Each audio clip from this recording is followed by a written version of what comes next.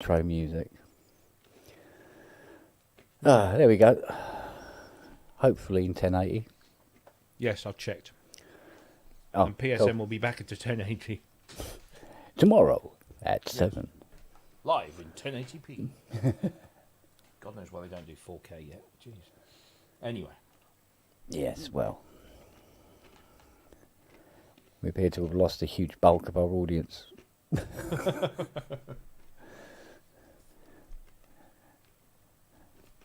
We've got our Nope, regulars. we've already had a comment. We've already just had a comment come in on your Behringer video. Oh, yeah. It's from Inky. Cool Kent. That's it. That's all she says. Oh, bless her. Oh, man. Poor. Well, you sold a couple there. Really? Yeah. John Simpson bought one. Wow. Going to be them Saturday, and obviously Andrew said he's going to have one. So. Well, I hope he loves it. Oh shit! Back in the chocolates. Because he should like it. I mean, I'll look forward to having a little play with it Mm. when they come down. But Yeah. No. Yeah, we need to set it up to get it to do something a bit more interesting. Mm.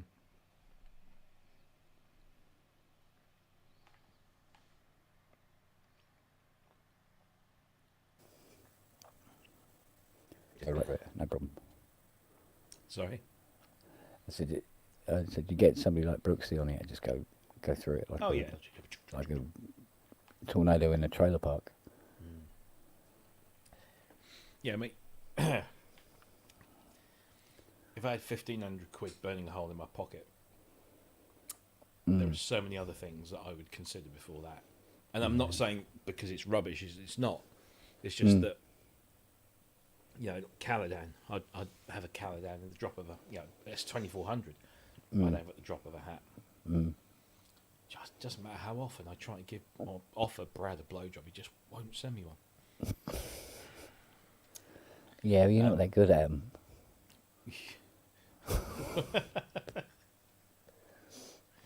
That's the problem. What else could I have for 1,500 quid? I'm a pretty good Almost a blowjob. Hydrosynth Deluxe. Well, there's a second-hand one for sale for 1,200. I know. Absolutely mad, Andrew isn't it? Ward's selling his for 1,100. Well, there you go. It's absolutely Mac. I know. I'd love to, but Because I mean, genuinely between have you, to me, do and the it. gatepost, and anybody who's watching,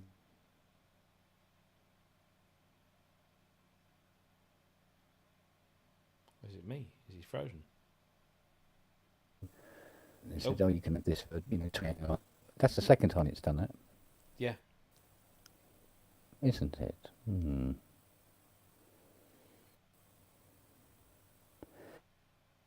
But because they said 28 quid a month, completely interest free. I thought, yeah, okay. Well, I can buy all my equipment now through my business. I was looking at various business bank accounts, which is something the next thing I need to sort out. It's a very clever little bank. I was quite account, surprised that. at how cheap the Caladan is. I know, really, for what it is. I thought it was going to be more than that. Well, it will go up, but Yeah, but even then, it still won't be. Well, it won't be the price of a montage. yeah, that's. I suppose it's all right to say that Cubase 13 still hasn't come out again. It's an in joke at the moment. This is the fourth launch date they've missed now. Yeah. Not good. No. But there you go. Because I'm quite looking forward to it because I can have it on the Mac without having to buy another license. Yes. I don't seem to care if you're using it on two different computers at the same time. Most of them don't now. I mean, like Ableton, you can run it on two machines. Logic, you can run it on as many. Doesn't matter. Propeller Yeah, I head, think the signal might too. have dropped out when you were saying about you could have for 2,800. Was that the SP? Oh no, I was saying for 1,500 quid. Yeah, the 20 SP. You mean the S2400? S2400. Yeah. Yeah, that's what's it, 1,500. Yeah, I think. Oh, okay. I'm just every time I see that, I just think, I really want that. Yeah. Because it just makes. I like drum machines. Yeah. But I don't particularly like Akai's. Even though I've spent many years with one or two, I never really, gelled with them, which is why I got rid of the 1000. But the 2400, that whole SP 1200 paradigm seems to make more sense. But you'll see. Yes, well. I swear, Twiglets have just got so sticky. Sticky? Really? Didn't used to be like that. I don't remember. Anyway. I think we're going to patch this up to do something. We're going to have to start again. A lot of people saying that in the chat. If you change direction mid-patch, just unplug everything and start again. Yeah. I didn't want to do it on the show because... The show. Yeah, the show. The show without the... It's frozen again. What's going on? I don't know. You paused again. Internet, Yeah, you just went... I don't know. Is it you or... I don't know. Very weird. Right, let's shut this down over here, see what makes a difference.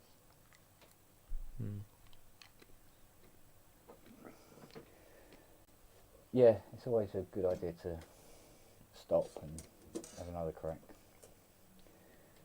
But like I say, I may have overbought the cables after all. Just a tad. Yeah, just a few. Because I opened the box and I went, in my head, I went, oh, for fuck's sake, how many have I bought here? Jesus Christ, it was just full of these boxes. And so I opened one, there was like 6 cables in it. Oh no. But like I said, for very, very little money. So, did you order the right amount of cables, or did you order packs of cables, assuming they were... I think what it was, if they were in the packs, it wouldn't have looked so big, but because they're all in individual cardboard boxes per set, because they're all different lengths and everything. Hey, all right, mate.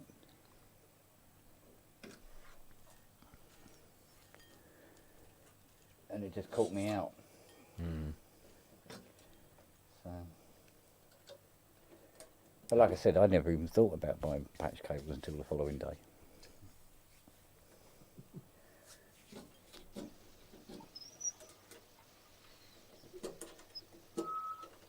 Hey, is this working, guys? Kinda. Sounds like you're in the toilet. Yeah, it's fucking Bluetooth. Every time I join, I have to go to Bluetooth, turn it off, and reconnect it. I had the same problem with the AirPods too. It doesn't matter which brand I get, it seems. So anyway, good job, Kent, earlier. Sounded good. All right. Yeah. Because I did. Hey, first time. It's awesome for first time. Jesus.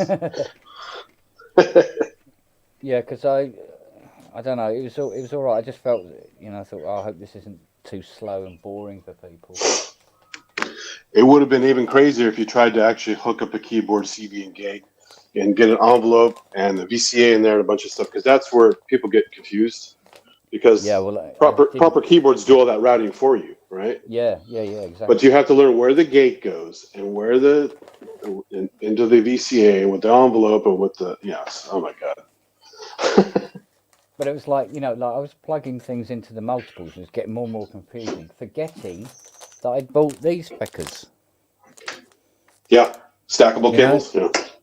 Those multis, yeah. Yeah. Twat. Those stackables are great. Yeah. Plus, it helps with the groupings. Yeah, Yeah, definitely. so, yeah, when you're putting But everything you end together. up buying modules anyway at some point. Yeah, yeah, So if you don't have space, you buy those little look like jacks that you roll and play jacks with, the game jacks, you know, yeah, or the little stars, look like little throwing stars. yeah. Well, to be honest with you, if there was, I thought about this when I was making the coffee. Was if there's one thing I would have liked on this, it would have been an actual audio breakout where you had quarter-inch jacks on it, as well as Yeah, 3.5s, and just to cover the bases. But because I think because they're following the whole 55 ethos, sure. they haven't.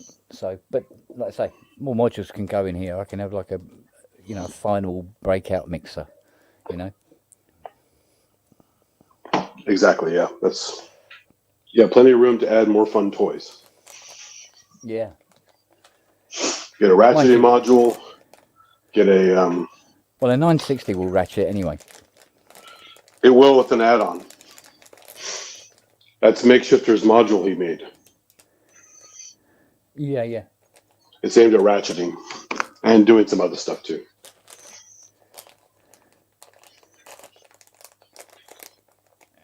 But all you need is a delay and a reverb and a ratchet module. Yeah. And you got a super Berlin School box there. So Yeah. Yeah, it'd be nice to get like a nice effects processor thing go up here. And then some additional sound source stuff, or use that cool one you have with the sliders. They use with the 80, that one. Yeah. Yeah. That'll cover your bases. Yeah, absolutely. But it looks like a lot of these things are like, you're waiting. The thing's not in stock. Well, sure. Yeah. I think it's back ordered in Sweetwater right now. So Yeah. Oh, I've got some more down here. There we go. There's some more. Right. I'm going to need a broom handle. I mean, I'd certainly be interested in one of those things. The problem is I already got so much other shit, like, Yeah. probably over $10,000 in module shit. So, and that's used prices, Yeah. mostly used. So it is quite the rabbit hole. I must admit, I did like the strength of the pink noise on this. So I got a Quantum Rainbow module. It spits out white, pink, red, blue, and purple noise. Oh, which is okay. all at once, and it has duals. Yeah. So you don't have to mult it. Yeah. And it's great because white and pink make great random noise sources, like a sample and hold. Yeah. So you It's just use those to control stuff. Because you know what has red noise and isn't utilised? What's that? The Minimoog. Oh, It has a red noise output on it. It's not, really? but it's not used. Didn't know that. Yeah. So. Is it marked as such? Yeah. Really? Yep. Yeah. There's even a track on the board for you to put the wire in and then connect it up to a switch. I never anyone mentioned that. That's interesting. Yeah. So where that white noise, pink and white noise switch is, if you were to put a 3-way in it and then connect up the red, so you could have white, pink, and red. Is that part of the 3C legacy?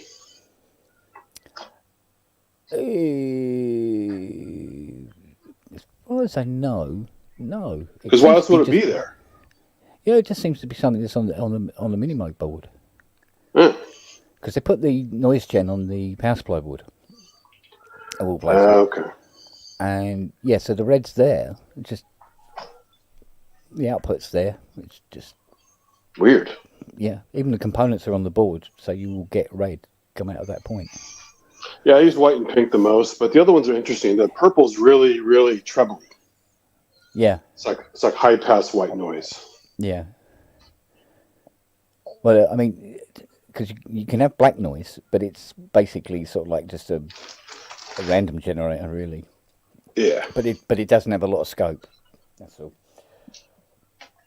Right. So we got. Yeah. So there's some good noise sources out there. You can get lots of different ones. Yeah. Different companies making them. Personally, I prefer the pink and brown. The Shocker. Robbie's here. What magazine was it? Oh, was it? It was one of those lad mags in the 90s that used to have this section, and we used to go and interview girls out at nightclubs or whatever. They'd ask them a raft of questions like, what's your favourite position, blah blah blah, and then one of the questions would be pink or brown. God. Wow. It's a classy magazine. Yeah, in it. It was like that Uncut or GQ or one of those 90s lads mags that were all the rage. Yeah. Yeah, that's interesting. I wonder if like you said, Sex sort of says about, wonder if the Behringer Model D has the same red noise capability on the board. Doubt it. Well, that could be good. I just saw a turkey vulture fly overhead. Must be a dead animal on the road. Oh. Don't see them very often right here. It's just hovering, circling, doing that classic. Sure, it's not my ex-wife. Well, it's expensive to ship the body over here, so is that really worth it? No, she's not worth much. Ouch. Oh dear.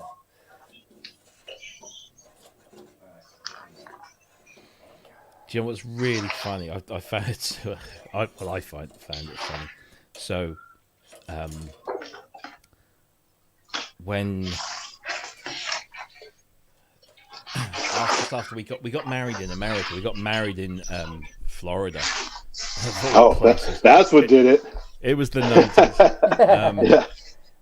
And a couple of years later, we wanted to go on a bit of a road trip, so we decided to go to California. We did this 3,000-mile round trip in 15 days from San Francisco, and then just big loop.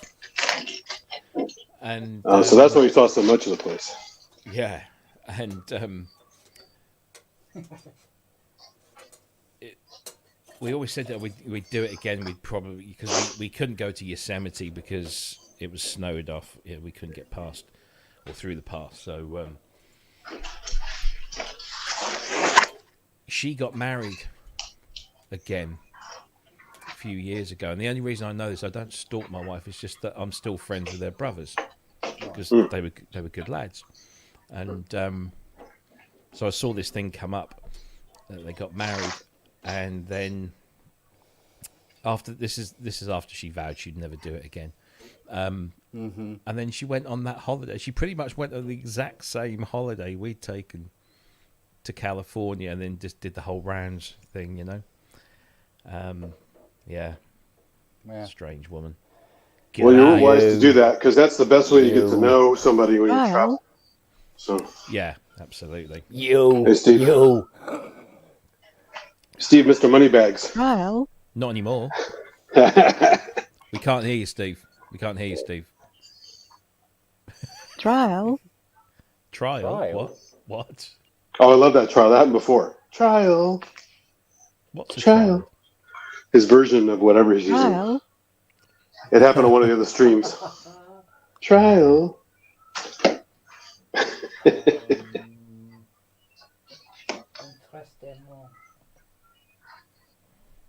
Trial. Yeah.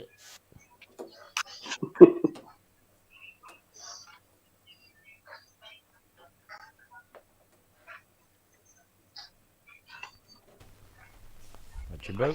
Hello. Hello, babe. Can you hear me? Howdy. We Can can. indeed. Yours doesn't say trial. So.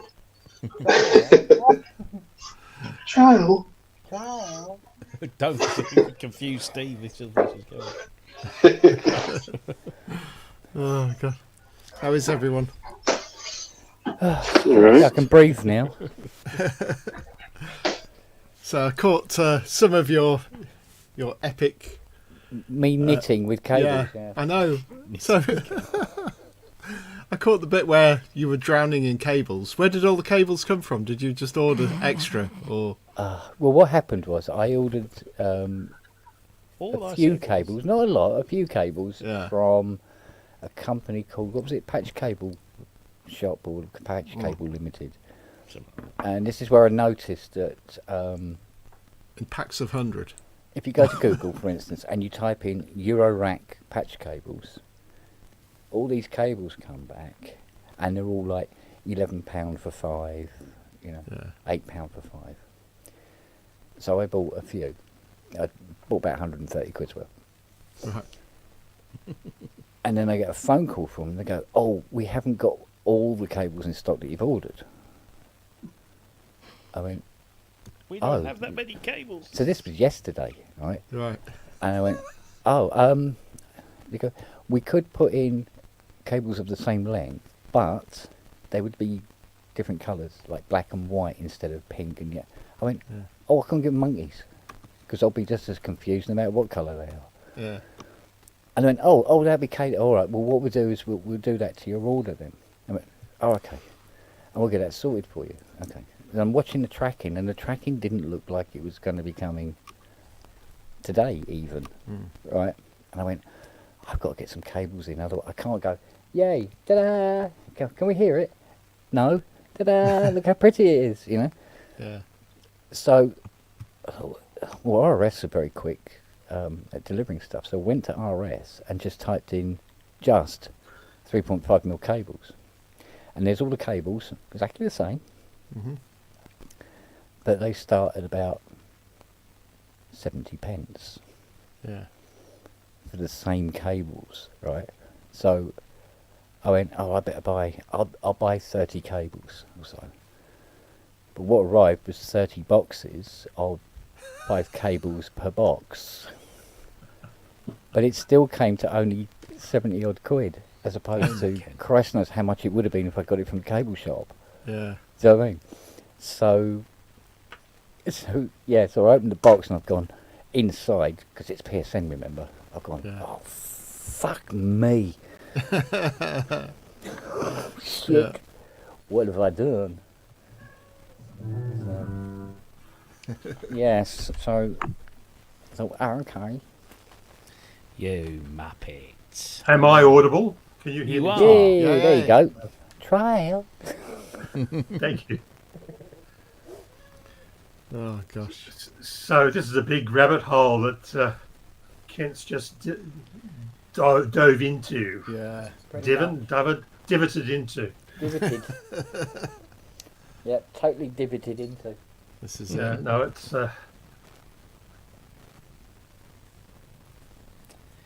Well, as long as it's him, not me. Yeah, or me. No, I've got other things I'd sooner. I made the mistake of a Roland 100 System 100 modular, and Really? I have 13 modules. I'll be sued for sale, I think. It's a hard way to make a living. It's a hard Yeah. way to make a living, yeah. But, No, it's- running they're- modules, mate, that's not a mistake. Trust me. They sound good. They sound good. Yeah, absolutely. Hey Ken, I have at least 200 cables, so you can't have too many. Some patches get pretty crazy. So Yeah, well, I think I must have about 200 cables in Yeah. in that box alone. and they never mind break all the and others. stuff, and so you need replacements once in a while. So. Yeah, but the thing is, I still have all these other cables to come on top of all of these cables. So, because Fiona says to me, she goes, "So what are you going to do then with all these cables?" I said, "Probably have to buy more modules." Set up your own shop. Yeah. They evaporate. They go the same way as odd socks, coat hangers, and other Yeah. things that seem to disappear on their own. And What you need to do is you need to take the head off your rake and bolt that to the wall and use that as your cables sorter. Do you know what? I got one of those thingies, those cable holders down in the workshop, but I've got a second one. I'm going, oh, where's the second one? And I put that in here. And just pull them off. It becomes a Medusa in the end, doesn't it? Or make dog collars out of. So get like 20 of the same length. Make a dog collar, put it on that dog, and then get some of the other. And then when you want the patch cable, you just go Siri. Siri. Well, yeah. Yeah. Noah. Right, And then they get a nice pretty dog collar. Yeah. I'll tell you what I'll try and do. If Tom's got any of his Bless her, she's illuminated coming. ones, Sorry, darling. It was tomorrow. a joke. I'll bring some of those. I'll try and get hold of some of them if he's giving them away again. I must admit, I do like the ones with the LEDs in. Yeah, that's You them. can get blinky ones. Yeah. You can get glow in the dark ones too. Yeah, I'm not worried Tom's about ones, the plugs that will illuminate. Yeah. Yeah, because then you got a better idea of seeing whether your gate's But- working or not. Did I read somewhere that can actually It's be saps power, detrimental because it draws a little extra power away. so it's going to mess up your settings a little bit. Oh, interesting. It doesn't do damage. It just saps power. Yeah, Yeah. exactly. So yeah, Well, you got to if- think about that shit in modular, right? Yeah. Not me. Well, I'm just saying, you know. And the other thing too, you got to think about long cables because as I start adding more module cases, I needed longer cables to go from place to place. So that's why you end up with so many. You have short ones, long ones, medium, different colors, glow in the dark, blah blah blah blah. So Yeah, another money pit. there's a guy on Etsy that makes the blinky ones pretty cheap, or blinky plugs as well. So if you want to watch the rate of something, you can plug it into like an LFO. That's a common LFO, and it will show you the blink rate just looking at the module. If you need to see it from a different angle or whatever. So they have some functional blinky things you can buy too.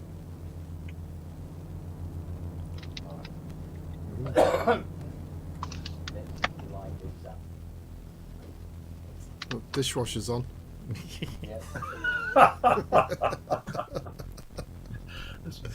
Yeah. Yeah. Yeah, either Steve's in the pub or the new vacuum cleaner's arrived.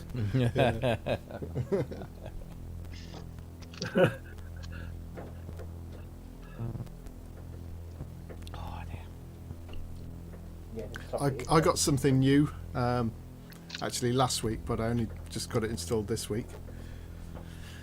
It's, excuse me, Bluebell. Don't know if you can see. Coffee. Excellent. Yeah, Oh, okay. got coffee, but Oh, that's all right.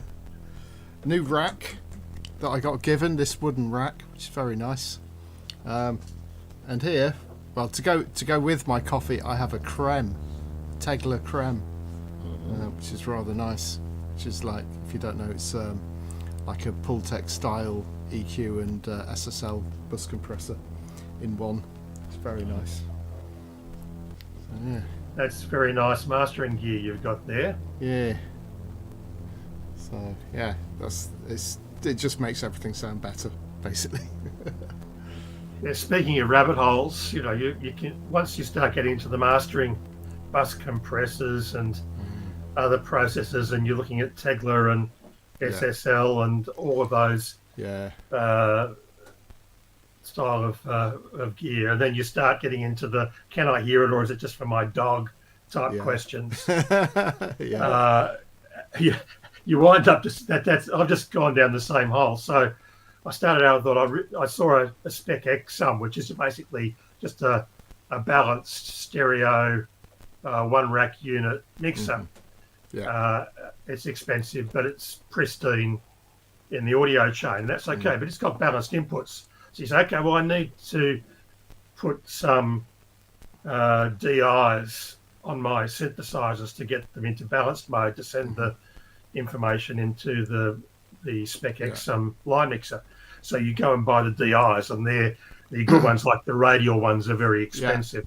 Yeah, And then so you do that, and then you say, okay, but I'd really like some decent preamps to actually boost the signal so that it all sounds commensurate. So I've gone out and bought Universal Audio 6176s and a couple of TL Audio EQs, and so therefore you're now into the 5 in Australian dollars. It's about £3.67 GBP, Yeah. but it's about $20,000 worth for the audiophile chain to sort of get a, as you say, a Bill Putnam style mixing array, all with valves at the front end. So you do that, and then you say, well, I need some mastering stuff. So I went out and got the SSL Fusion and the SSL Bus Plus to sort of put on the mastering side, on the downstream of the spec sort of XM. So, and you wind up, and then you've got a decent monitor so you can actually hear what the heck you're doing, because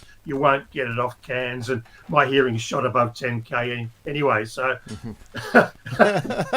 you wind up with this. And then you say, well, I could have used a $400 Yamaha mixer and had all the preamps and all the channels and all the other stuff and just about got the same results. But you wind up getting sucked into this vortex of quality, and then analog all the way, and then balanced analog all the way, and then trying to get more channels into the thing, and then more valves, and then more compressors, and it just winds up being an absolute black hole financially. So after this, I'll throw all that away and just get a modular system and enjoy that for a financial black hole.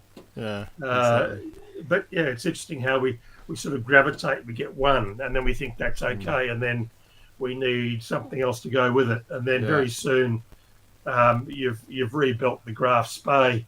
Yeah, exactly. Yeah, I mean, you've pretty much like built a bespoke mixer there, haven't you? So well, you have. You built a bespoke mixer, but you still, and I like the other thing is you see something online that's interesting. So I saw a little half rack unit Neve, Rippet Neve, a 5015, which is basically a preamp and a compressor. Yeah. Sort of basic but very, very clean. And that was going for a pittance, so I went and snapped that up this week. But then you look online for another one, and you can't find one. Yeah. And then you look online for a review, and the only review is in broken English. And you think to yourself, what am I doing? How did I get sucked into this vortex, this impenetrable sort of mess of expense? Yeah. Totally. Yeah. I mean, go on. Sorry, go ahead. Yeah, no, I was just saying the Tegler stuff is great. So you've got a good thing there. Yeah, it was. They were doing this like special with like 2 units, literally almost for the price of one. And I was just kind of like, I've always wanted some of their stuff anyway. And I just thought I'll bite the bullet on it, because even if I can't afford it, I can probably sell one unit and keep another, and not be too badly off at all. So it's a bit of man logic there. Until they bring out the new one. Yeah. And then the other thing is, you've always got this creeping suspicion that maybe plugins are the way to go, but there's something about having a really big chunky Bakelite knob, and then also having the machine to put it on. It's just that whole aesthetic of I'm really dealing with just pure raw signal, and there's no Intel chips in the mix after the upward stage of your synth. There's nothing but pure analog. It's really nice, and what's nice about this unit is like everything's sort of reproducible.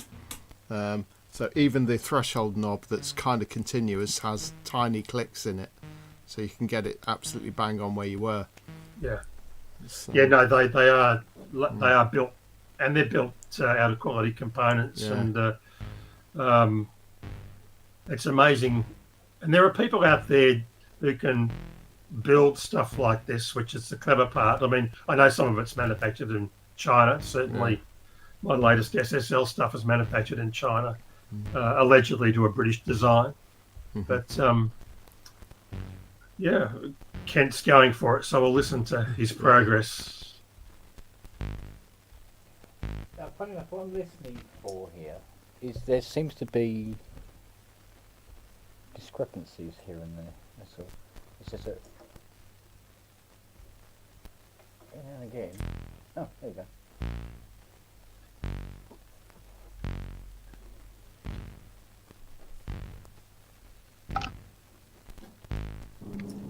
Hey, got some nice parts there. That's good.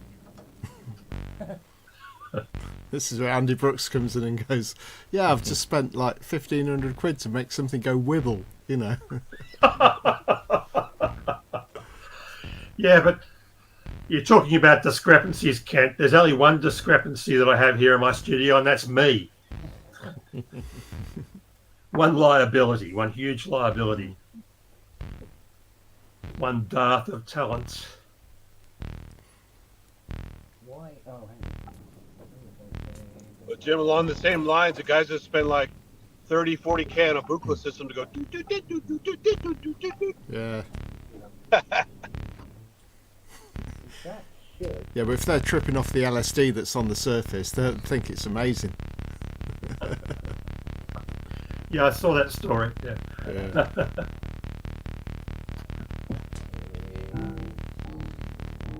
That actually ended up in the news here. There was a local editor guy who's into music, and he claimed he had a red panel from the old Buchla 100 system.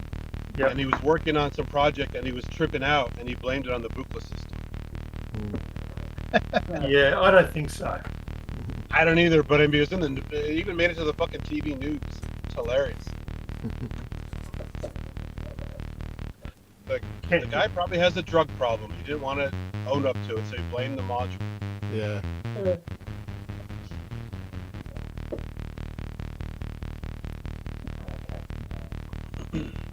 You know, Buchla did make a system for Wavy Gravy. It was on the Magic Bus.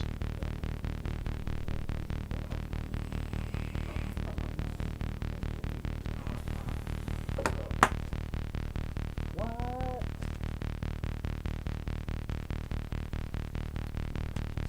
Actually, it wasn't Wavy Gravy. It was Ken Kesey. That was it. I confused myself already. Kent's an E flat for those playing along at home. Is it?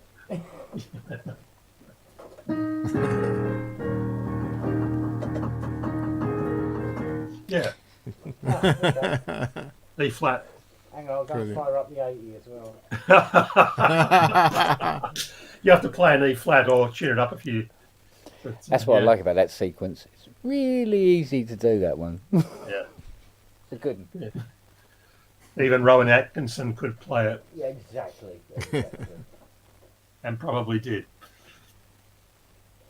Right, so all of them are really all those. Hey, Ken, how does that system handle quantizers? Is it individual quantizing units, or is it built into the VCOs, or what? What, for the stepping? Or Yeah, for the tuning for the oscillators. How do you do quantizing on it? oh, good luck. It has to have You've got- something, right? Or Well, then have you got a master. You can do octaves. There's an octaves switch on it, like on the on precision adder there, so you can do the octave Yeah. stuff. But I'm beginning to question just how accurate it is at the moment. But we'll see. But we'll get there. I'm just checking it out. Now, if that goes through to there, yeah, that's the output. I see what I've done. Because the depth for precision adder works really well. Yeah. I think I've seen what I've done here. I've been a silly Billy. Would you believe? I plug it into an audio. Twat. That should go into there. 1, 2. Isn't it? No, hang on a second. Oh, God's sake, what are you doing, you twat? Yes, okay. To be honest, I'd still be there after 5 hours not getting any sound out of it. Into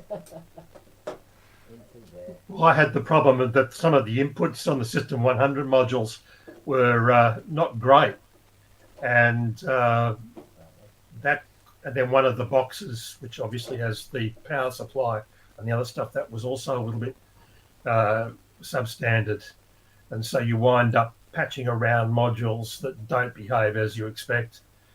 Some of the later modules were good, but like the sequencer and that were all working fine. But a couple of the combined 110 modules, I think they got a VCO, a VCF, and a VCA in them together. No envelope, but they were a little bit ipso facto when it came to connecting. They weren't behaving as you would expect. So there are certain things some of the sockets on the older gear tend to go south. I think that was mentioned in the earlier broadcast. But it's something you've just got to watch for and fix as you go. Jim, I would say if you can handle all the electron paradigm stuff, the modular is pretty easy. So it's not that hard.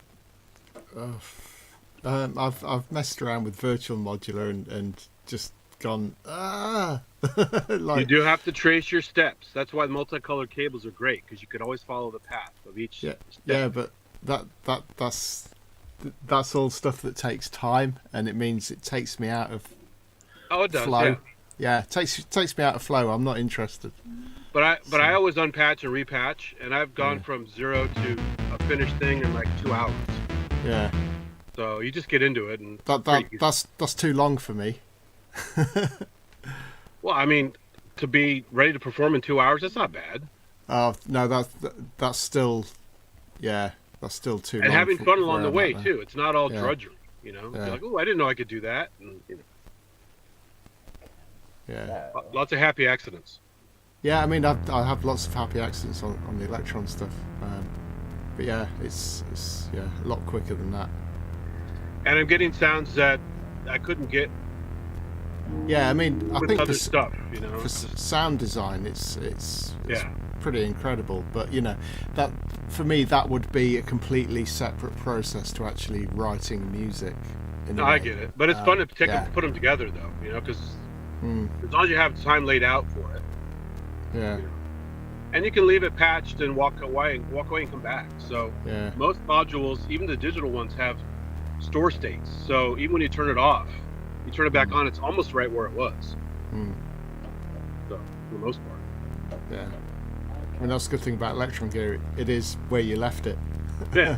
Which is really helpful when someone pulls the plug on you when you're playing live. Has happened. Yeah, like the recent EMOM I did, I had to pack more cables than usual inside the cover, and something bumped one of my knobs, and one thing was out of tune when I got there. So I just quickly tweaked it, and I was pretty much back in tune. So it is where you left it in general. So unless you bump it.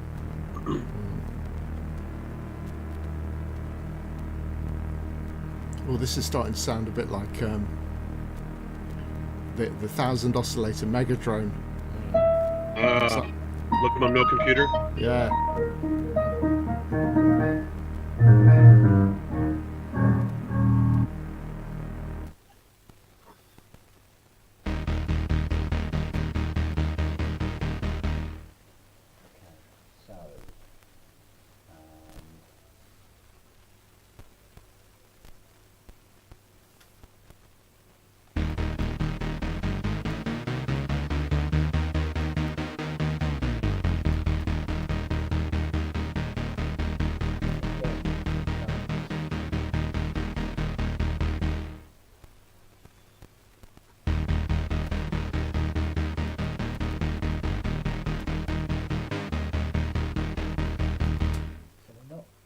Moving together even though they're plugged in. I'll tell you one thing I've noticed. You're not going to believe this. These VCOs need calibrating. I've heard that a lot about Behringer stuff. They are calibrate it in the factory. Quite badly out, actually. Even the octaves are not great. So trying to marry them all up, but I'm still trying to figure out why I'm getting pitch CV to 3 of them and not to the other 3. Even they're all patched in together. Is this a modular meet? No. Technically, we're trying not to do that, yeah. Is Ian the House Hunter Ian the House Finder yet? No, we are going to have to go back down probably next week. We've just put our house back on the market because our buyer's house fell through. So we've given her a month. Yeah. But we've got somebody coming out tomorrow. Cool. So Okay. So we've had to tidy up. Oh. But it's getting. We'll get there. It's just tiresome, really. Yeah, I don't know. I packed some things, but then I've unpacked other things, and all of that business.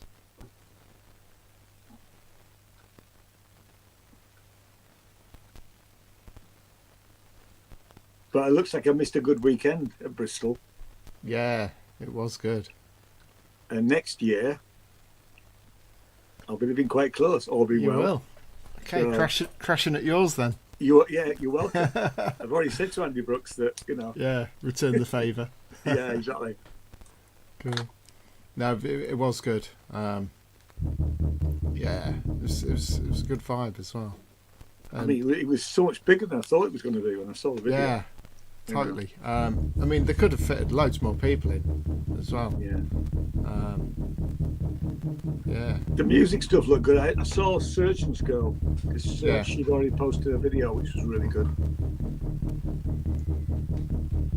Yeah. Yeah. It was. What was the date and things? Were they just like lectures? I missed that room entirely. Oh right. It's just like I saw it on like might have been Robin's video. I'm like, Yeah. fucking hell, there's another room. I'm like, what? I mean, I didn't see the discussions room for ages. But yeah, I went in there with Andy Brooks and watched a thing on labels, which is quite cool. Oh, But cool. yeah, no, it's nice sort of meeting up with people as well. Yeah, I bet. Sort As of we will movement, go on Saturday. yeah, sort of movement 81 down there. That's cool. All right. I saw dots were there, weren't they? Yeah. Yeah.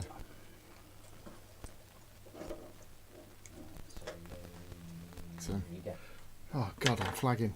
I've got this gig on Sunday in Sheffield.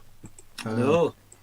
Are you stopping for that, Sadly, Ian? I'll be back in. Oh, I'm only staying overnight at Andy's now. I've got Yeah. to get back yeah. because literally we're, like I say, we've got a plan when we're going back down south. So Cool. I won't be able to hang around. But yeah, that'll be epic. That'll be great, actually. Yeah, it's really good lineup.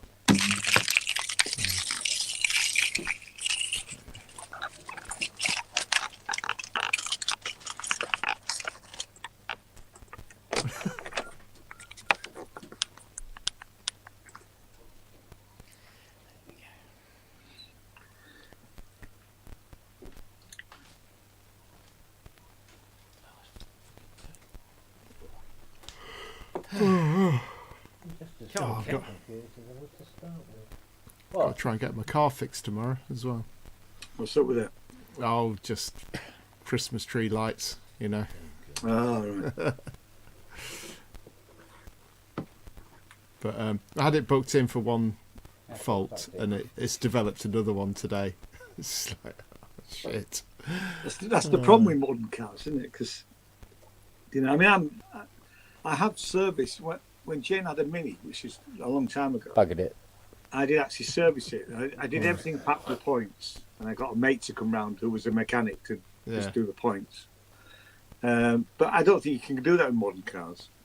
No, not so much. I mean, mine's I've got a switch that I don't know what it does on mine. Yeah. And I keep looking at the manual. And Go on, press the it. manual Go on, is so press it. badly written. Just press it. Yeah. Yeah, I've Press got a it. few, Can't find few out. switches. I don't know what they do, but Yeah. it's, I've discovered the traction control really doesn't kick in until you're like severely out of control. Really? Yeah, it's really cool. So yeah, normally I often like to turn that off anyway, just to but yeah, you don't really need to in this. You can get some right wheel spin.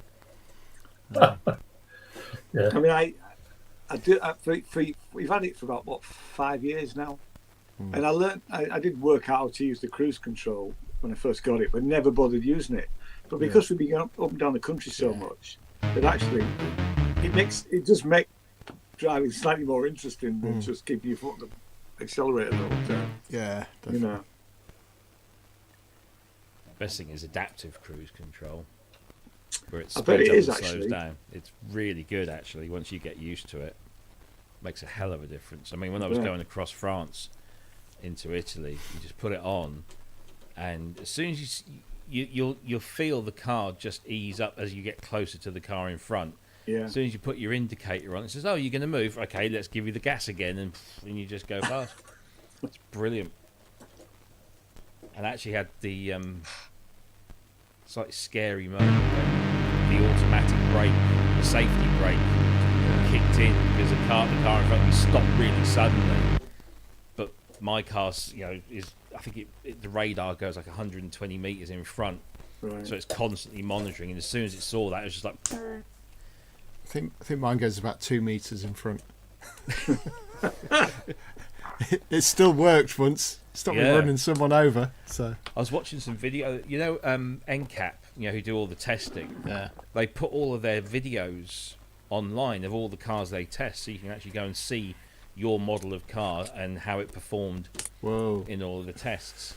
And they do this test where your car is going along, and then they throw an obstacle. This is how like you die. Yeah, Yeah. they throw a child, in front of you. And it's dead impressive. It really is. There was And one actually, I found there's a feature on my car that I found out. Luckily, I didn't find it out, but somebody who has got the same model or the same make. It's got this thing with a bonnet. When you crash and the airbags fire and it's a little explosive that fires and they've now got these explosives. Most modern cars now. On the bonnet, they've got gas pistons rather than it just being a hinge and a bar that used to prop up. So in these gas pistons on my car, if it detects a collision, the moment it detects a collision, these pistons fire and they move the bonnet backwards and upwards towards the windscreen and then lock it in place, so it reduces the area of impact for the pedestrian that you've possibly just tried to kill, and so it just shoots the bonnet back about a good 6 inches and lifts it out of the way, so it just completely softens that area of potential impact. You have to then take the whole fucking thing back. And this guy apparently he'd only hit it was like a bird or something, had flown and smacked right where the sensors were, and it fired, and because his bonnet just goes like this. So then you have to go and have new pistons fitted at for some ridiculous price. Mine's old school, the sort of thing that chops your head off if it falls. I just thought of the decapitation risk for the people inside the cabin as they come across or else the visibility aspect of something flying in your face when you're spinning around through a school crossing, for example. Yeah. I caught a video last week. I mean, I don't like landed on my feed. It was a BMW, and it was hitting a bollard at different speeds. Mm. And Yes, I think I've honestly, seen that. Yeah, you've seen it. I mean, it's incredible how it sort of wraps round, and I can't remember what the high speed was, but it just almost the car disintegrated. Mm. Yeah, it's so a lot of these features now, they're just mind boggles. The fact that it could just basically drive itself. I don't even have to touch the steering wheel if I don't want to. It's just it's mental. Pity sat navs don't aren't improved. Well, I don't know about that, because I use the built-in sat nav.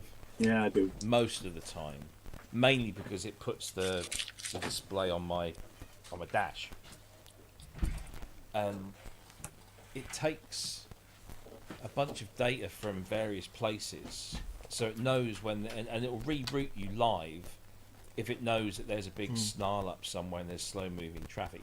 And Google Maps does that as well. I mean, Google Maps is probably better than mine, certainly. But there's been I've got a Yaris, and there's been no updates. Oh, right. And we had a couple of incidents where there's always on the motorway there's one particular junction where it'll say stay right, stay left, sorry, stay right, and at the last minute, it'll say, go off. And every time we come to it, Yeah. you know, it's down the M1, I think.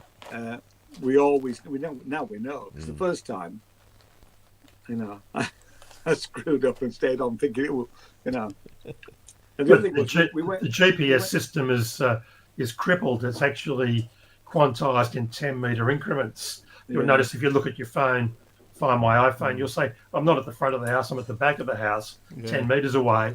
And yet the incrementation of the signal in terms of location is crippled. And the reason is so that people don't harness it for evil. And it was a problem in the early drones. I had a friend of mine who worked on drones in the US for the government there when they were developing them back in the 90s. And they had to actually do something different to get a precise location lock because the GPS system as it stood was not adequate in terms of its quantization. Yeah.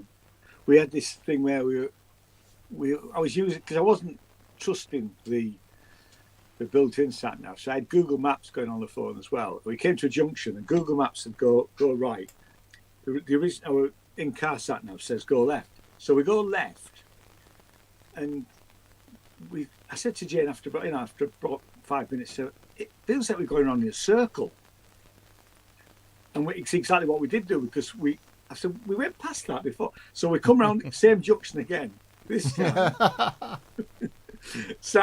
built-in sat nav again says go left. So we turned right because that was when we started following. It's the first time I've had that. But my car does this thing because it reads the road signs, and then, like for example, speed. It will tell you. You know, so if you're going down a dual carriageway and you come up to a speed limit for roadworks or something, it sees the sign, it'll drop you down to the appropriate It automatically drops you down. Automatically drops you down. Yeah, mine just tells me. Yeah, and then it automatically sends you back up again. But the problem is it uses the camera that's mounted at the top of the windshield, and it also uses map data as well, so it combines the two. But the problem is that sometimes the map data, if you've got a slip road that's at say 50 and you're on the motorway at 70, sometimes the map data, where the location, the speed change is so close to the motorway or the dual carriageway that it'll drop you down to 50 as you go past the junction because it thinks you might be going up the junction. Cue for a song. So you'd be just travelling along, then all of a sudden the car just puts the brakes on. You think, oh, God. And you can override it, or you can just turn the fucking thing off.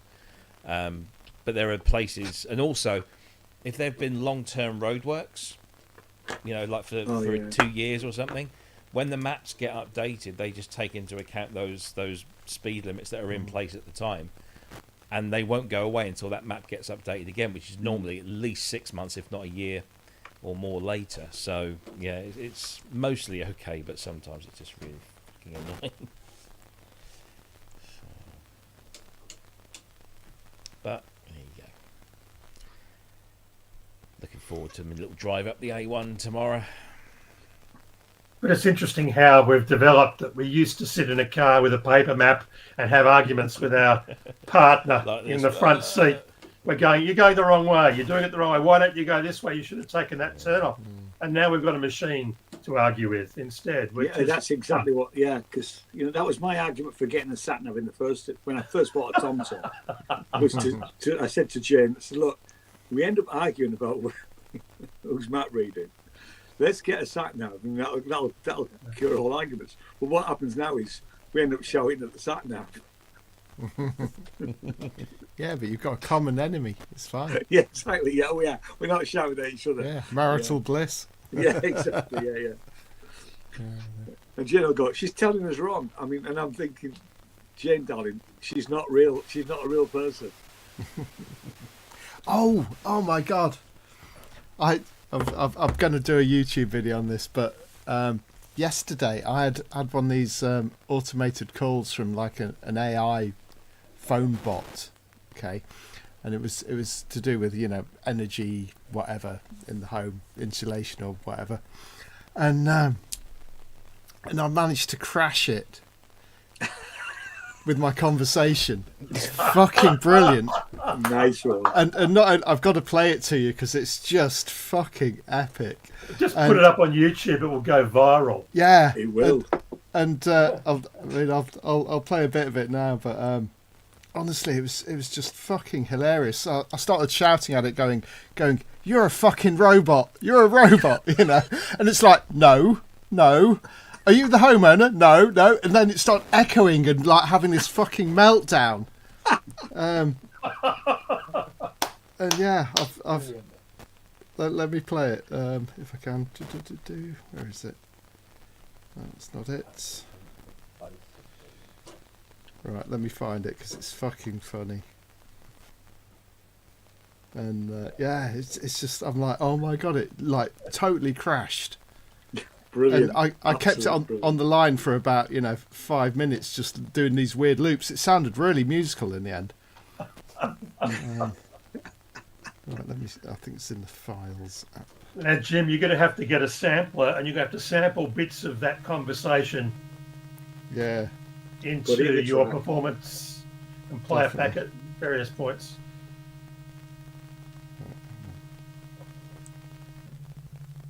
Let me find it. Right. Okay, this is quite funny. I've actually got there's energy advice AIs on the line, and they're having a fucking meltdown.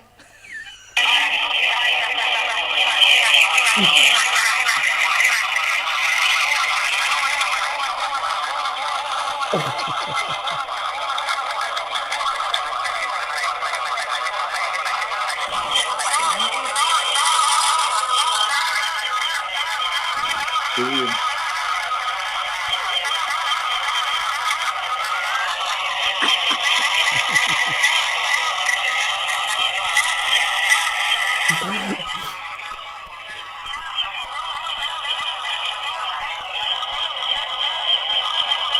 It basically had an existential crisis. Yeah. It's like, I'm like, you're a fucking robot. Hey Jim, run that through Paul's stretch and check it out. That should be fun. Yeah. Brilliant. But, honestly, but yeah, I'll post. I mean, the bit that I didn't get was like where it just started crashing. It was brilliant. So yeah, it was great. I was just like, fucking hell, I need to record this. Oh dear. But, Yeah. New Apex Twin track.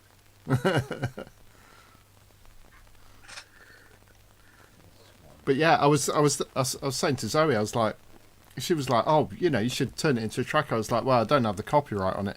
And she was like, hang on. She was like, was this an unsolicited call? I was like, yeah. Yeah.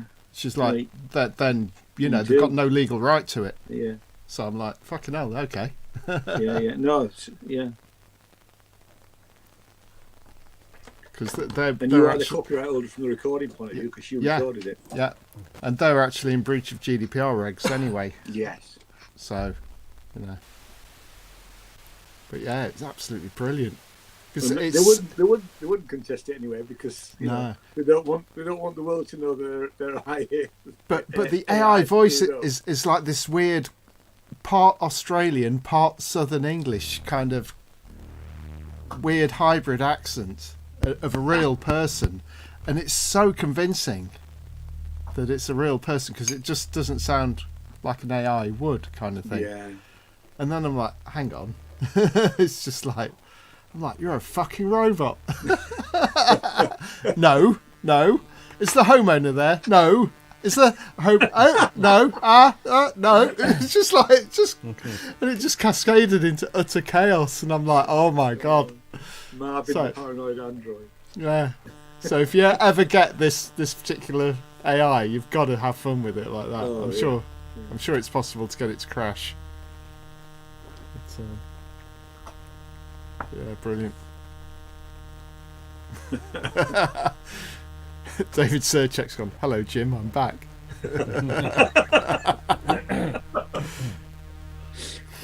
There was a very good one where a voiceover talent actually gave the message back to the caller from the call centre and said, you've reached the Microsoft fraud departments and we'll just put you through now. And then she reconnects and does a different voice and does all of the beep, beep, beep, beep, beep sort of sounds. It's just it's quite amazing to watch. I'll see if I can find the link for it somewhere.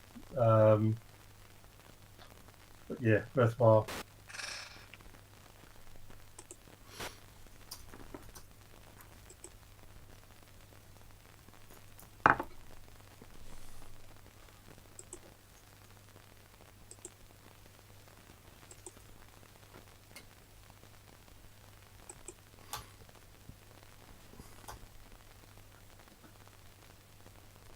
How you getting on, Ken? I don't reckon know. Welcome to Modular. Yeah. Indeed. I enjoyed the bit I watched. It's good.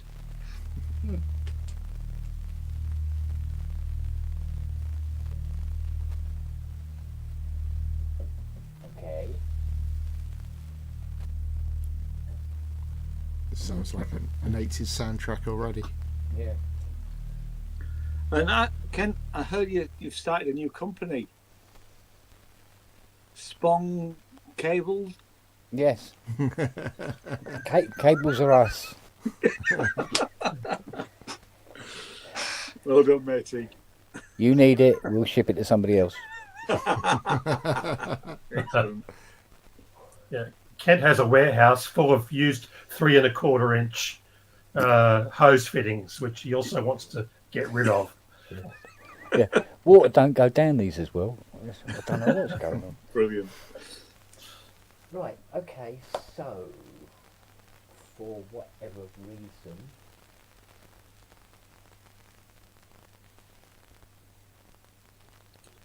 why is that a thing?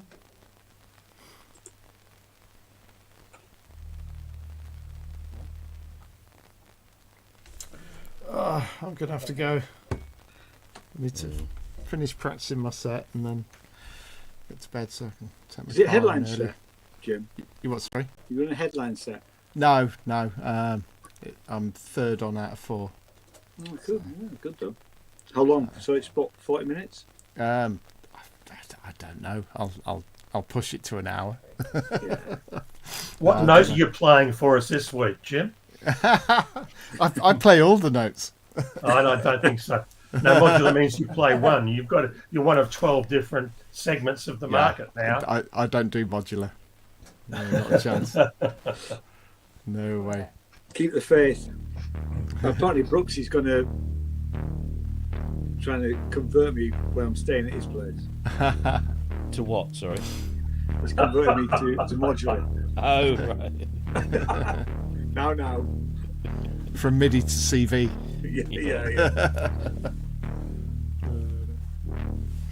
Cool. Right. Kent's got the E flat Behringer System 55. Yeah. We're going to save up for Christmas and get him an A and a D and a G one as well, so he can actually have the whole set. Yeah. Well, he's got the cables ready. Or at least that. Right, it's midnight, so I'm going to make Bronze's album live, Oi. as it's a new day. Oh, yeah. So release it now.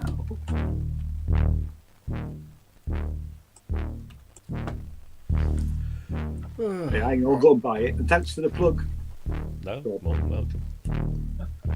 More than It's welcome. great. It's really, really good. Cool. Which reminds me of- Enough bloody tracks on it. Why Yeah. is it not 16 with Bloody hell. 16 with there's 2 bonus tracks and a bonus track that I couldn't put on because it was too bloody long. I was going to say it.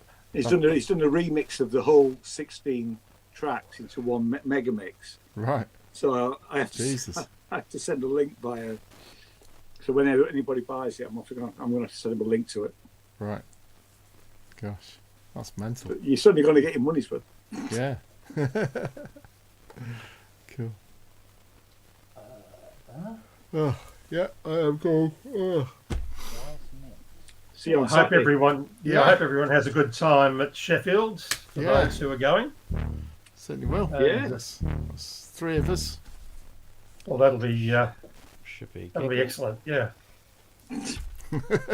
You can never get it because everything's reversed. Isn't Yeah. it? Yeah. It's that way. And that's that way. Yeah. Yeah. Cool. Right. Good night, folks. I shall See you everyone. see See some you of then. you at the See you weekend. Saturday. But Yep. Cheers. Take care. Bye. Cheers, matey.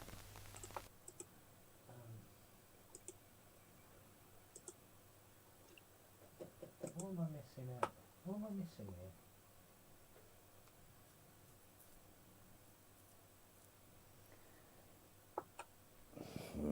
I've got gates and triggers going on, but now the CVs have wandered off. You're convincing me that I should never buy Modular. You know that, don't you? That's probably saving you money, mate. So you pay me, I'll keep it going. Yeah. Ken, did you CV get the Hydrosynth yet? No, you can try that. I got Baby steps, baby nothing out of it. Well, just to play individual notes, just Yeah, it was doing all sorts of weird shit and not anything. you useful. did it through MIDI though, right? Not CV Gate. No, I did CV Gate as well. Oh, you did. Oh, okay. Yeah, I did, and it just went. Ugh. Yeah. Been very weird. I can't read the manual now, can I? Well, if you get a KeyStep Pro, then you have 4 sequences plus the sequencer on board. You're all set. Yeah, true enough.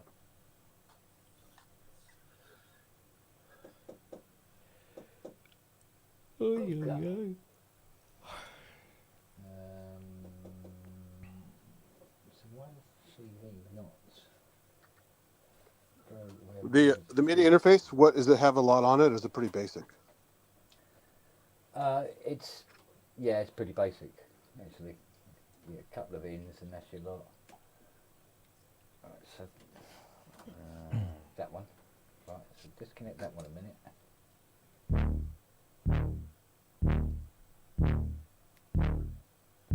Same. So there's definitely something here.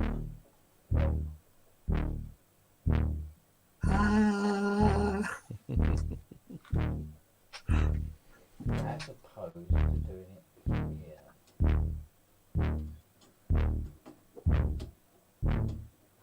This is the geriatric version of Chariots of Fire. Yeah.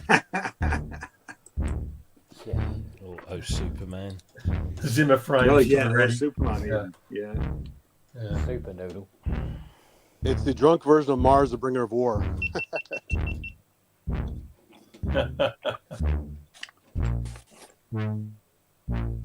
Oh, Do the same thing then.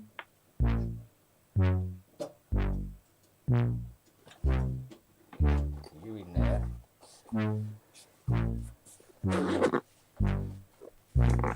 Not my most tunable composition. It's modular. You're not supposed to make a tune on it. Jeez.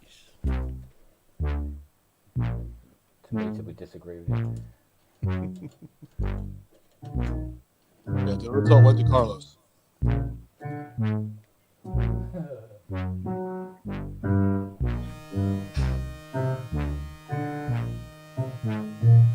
what did you do with that? It's almost a bit like the bass line from Plastic Surgery by Adam and the Ants.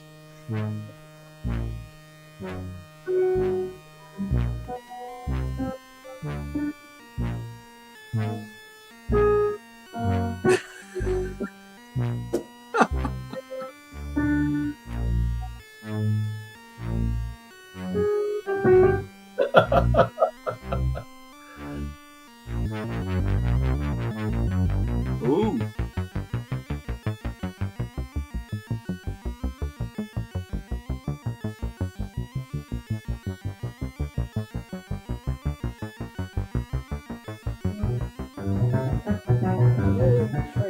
can't record that. It's a hardware jam this weekend.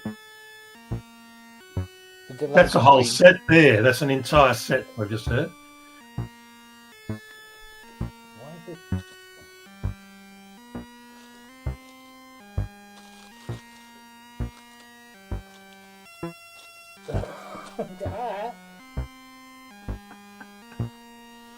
Yeah, it needs a quantizer. Yeah, just a tad. That one isn't quite anywhere near as.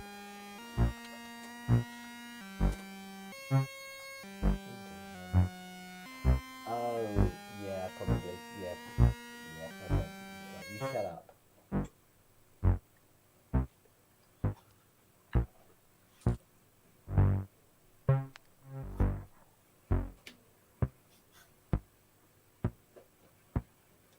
That's easy. Hey, Ken, did you say that has CV control over resonance, or it doesn't? No, it doesn't. No, Doesn't. Okay. yet. Ah.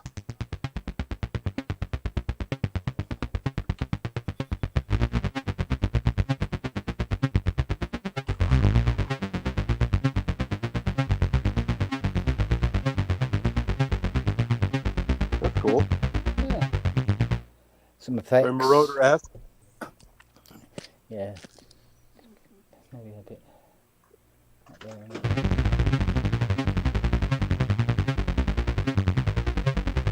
I'm trying to remember how to do the 960 step tune. Second life, let me remember. It was on set to normal run.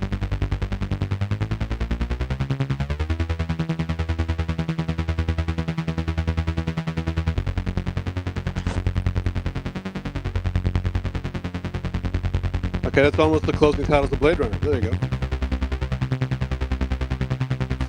Yeah.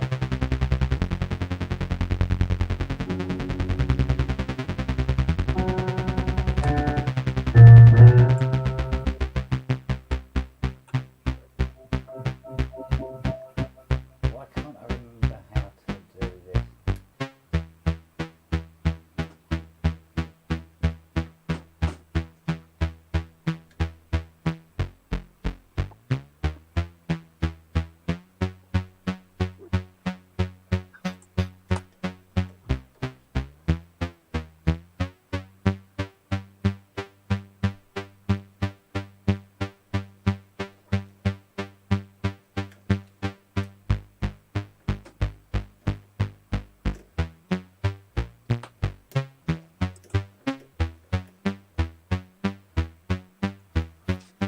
It twats too, isn't it?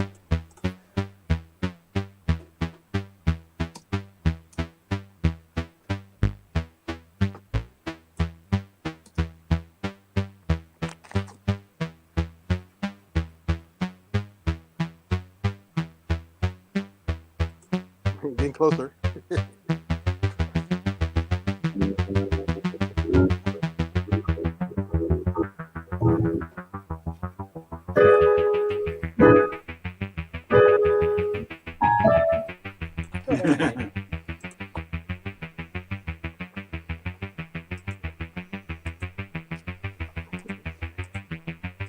Now I've got to figure out how to get a keyboard on it so I can change. Something for a later date.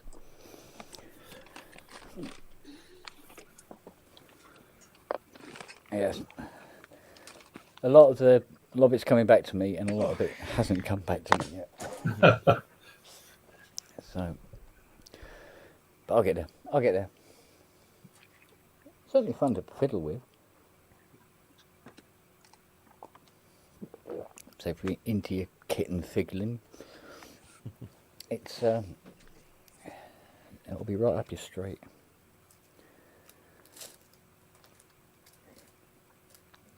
But yeah, get a As long as module you in stick there with that's it, like you'll a. retain stuff. It's, Hmm? as long as you stick with it, you'll retain it, you know? Yo! There's a man with taste. Look. Don't swear. Suck on these knobs. Shall I wear that T-shirt on stage on Saturday? That escalated. Yeah. Oh yes, do. People were pointing at Fiona when she went to Tesco's wearing it.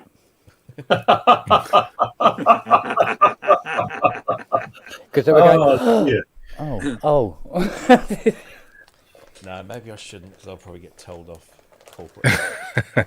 But I'll tell you, I might wear it on the Friday if I can find. So I need to go to bed soon. So I've got to get up. Do my Question: ironing. why would you get told off, or think you'd get told off? Because it's a sound on sound event, and I'm not an employee but a representative. So do you have to wear a sound on sound T-shirt? No, I don't. But a T-shirt with So you wore puppet popping something a you had finger, at home. telling people to suck on these notes. No, I'm sure they won't care. It'll be You wore, fine. you wore it on Sonic State. Yeah, Sonic State. They don't pay me any money. And of course, Fair I've got to be more professional now. You see. No, you're. I saw that. Yeah. Which reminds me, Ollie, I've got to buy another one because I can't get that one back off Fiona now. You do what you have to. It's just that she's an ample girl. It's a T-shirt. But I thought you got a few. So, like, looks like it's pointing at her tatties. Didn't you get a few though? No, I think I only actually got the one. Well, I thought I only need one T-shirt. Yeah.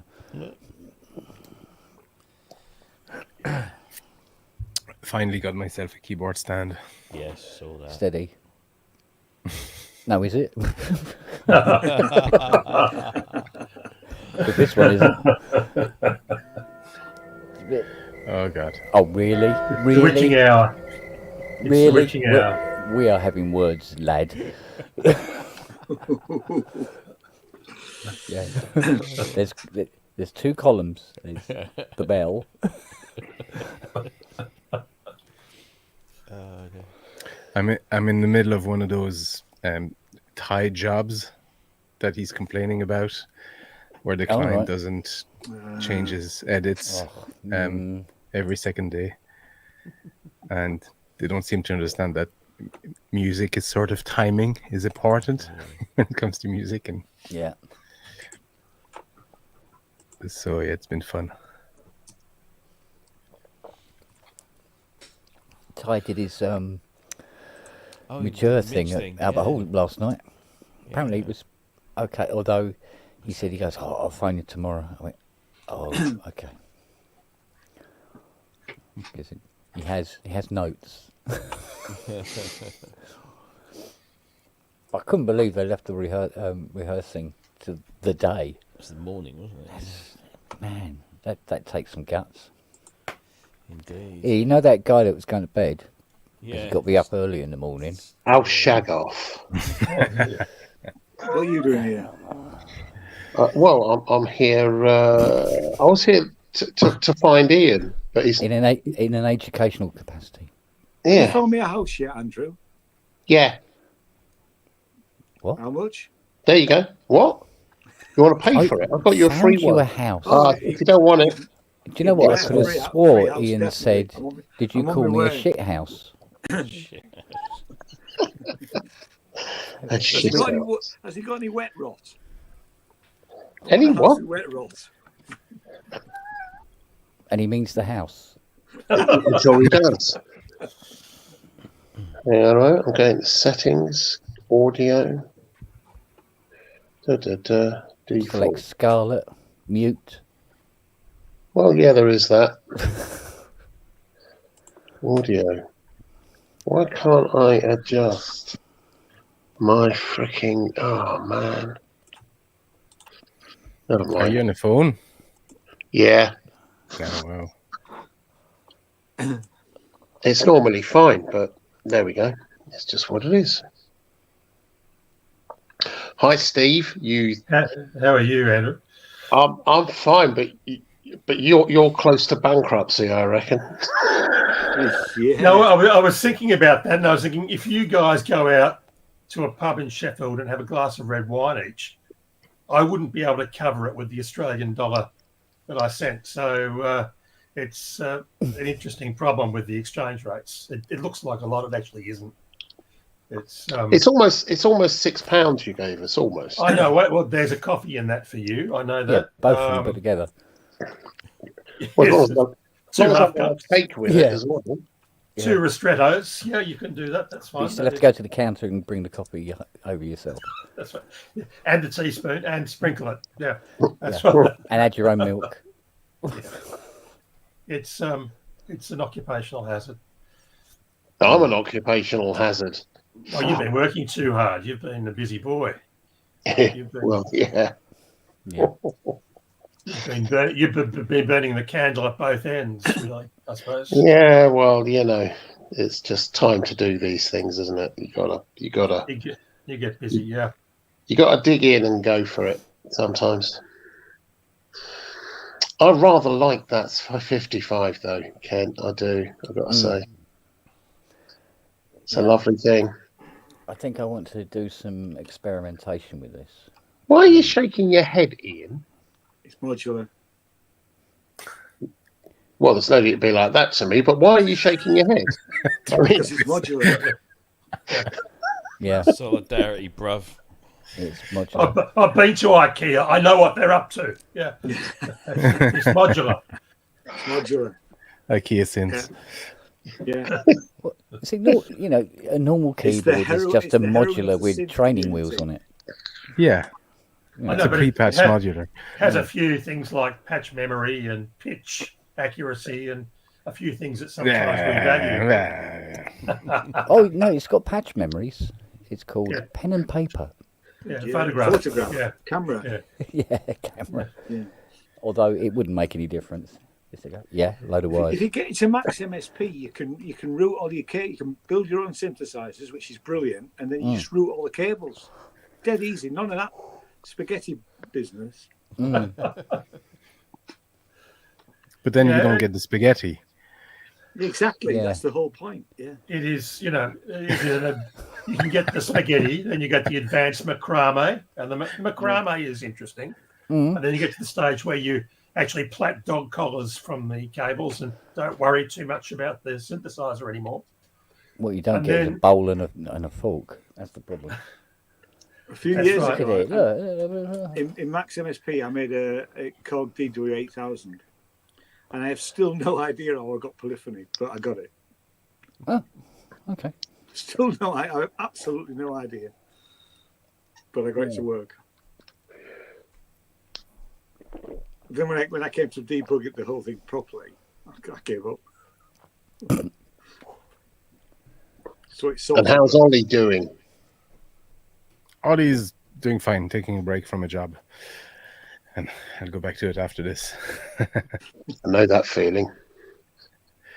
I've had a video I've been working on for about a year, and it's only 2 minutes long. Oh yeah, I know the And feeling. the client keeps coming back and saying, "Well, can we do this or can we do that?" Or I keep looking at it and going, "You know what? It's not working, guys. You need to do this." And it's just one of those ones which just keeps on. It's freaking. I've got the final list now. And I've just been putting, because it's just one of those ones where it feels like it's going to go on forever. So I'm just kind of like, oh God, no, not more. I'll get it finished in about 3 hours, I'm sure. But What that video is 3 it? hours never happens today. What's the video? Sorry, What's the video? it's a corporate thing. Ah. It's an advert. Then they waited 2 years for it. Do you know what? I'm going to leave this for a second. Come back. I'm going to get some. I'm going to plug into this wirelessly. I don't have that at the moment. So Fair enough. give me a sec. I'll come straight back. I mean, 2 years is a good deadline. I was just Yeah. approached. I was approached 3 days ago for a deadline on the 18th. So. God. Bloody hell. And they don't have a final cut yet.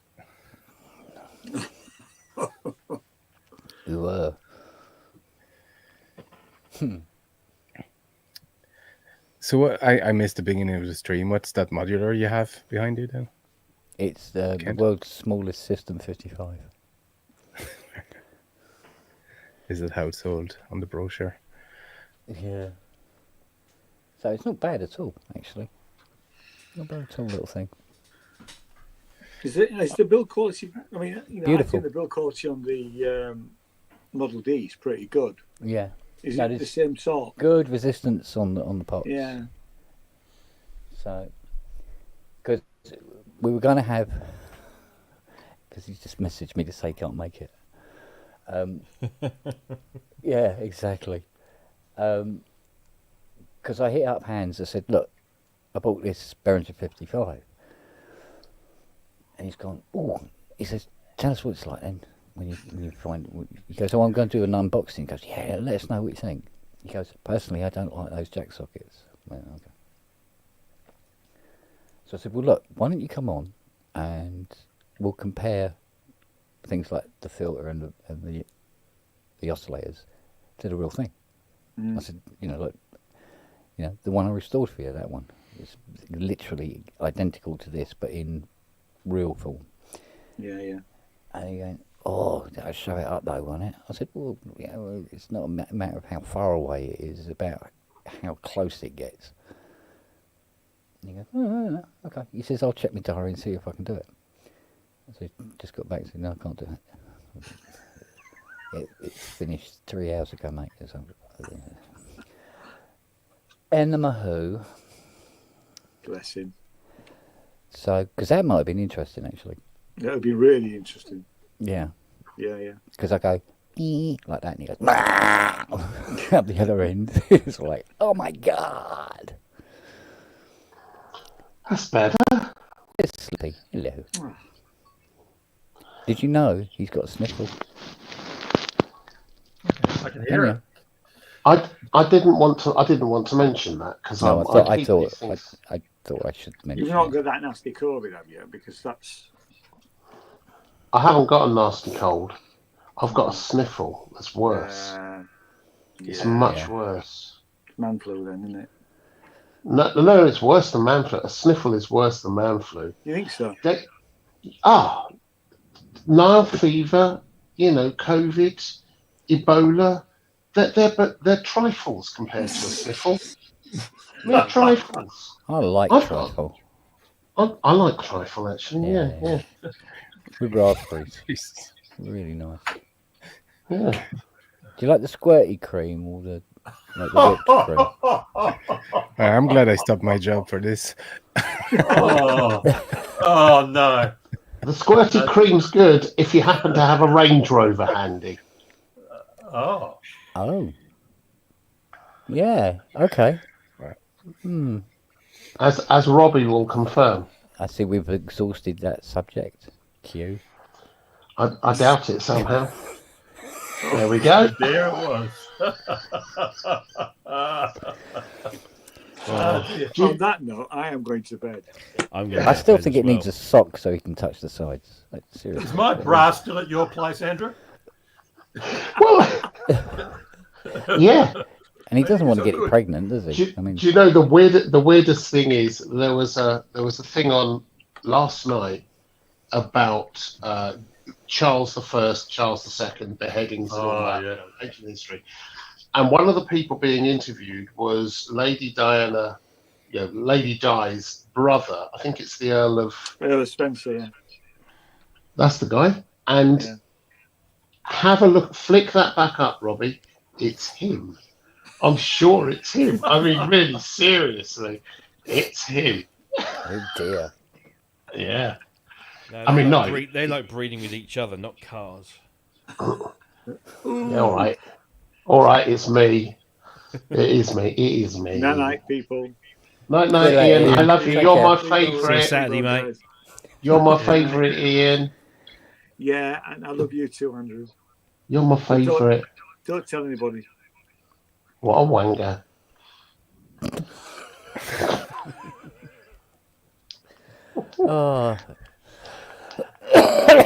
Oh dear me. So when did you get that, Kent? Tuesday. Okay. And opened it today.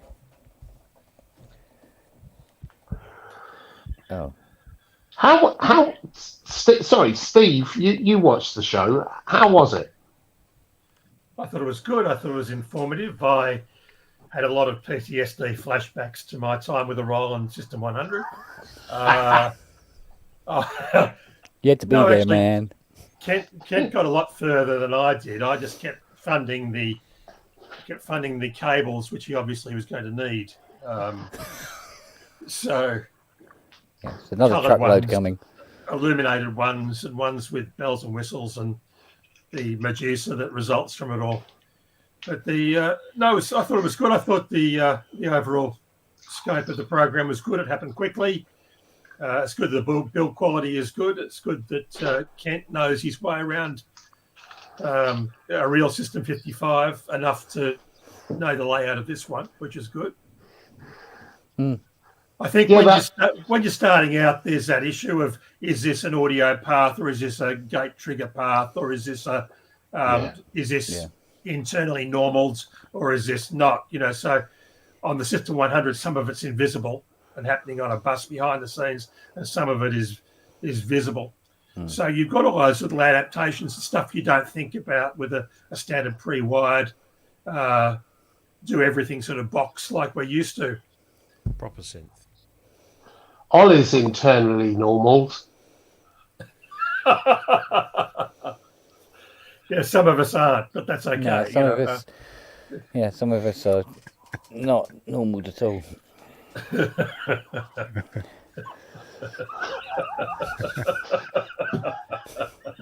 Not at all. Oh dear. Not even vaguely. No, we have that sort of disposition, don't we? But yeah, so that was good actually from the point of view of looking at an empty screen and not knowing how it's all going to work out. I think it was a good exercise, and it happened quite quickly. Happened faster than I thought. I thought we were going to have another Synclavier rebuild on our hands. Yeah, but that was good as well. That was really. I really liked the regen one. I really liked it because it was real.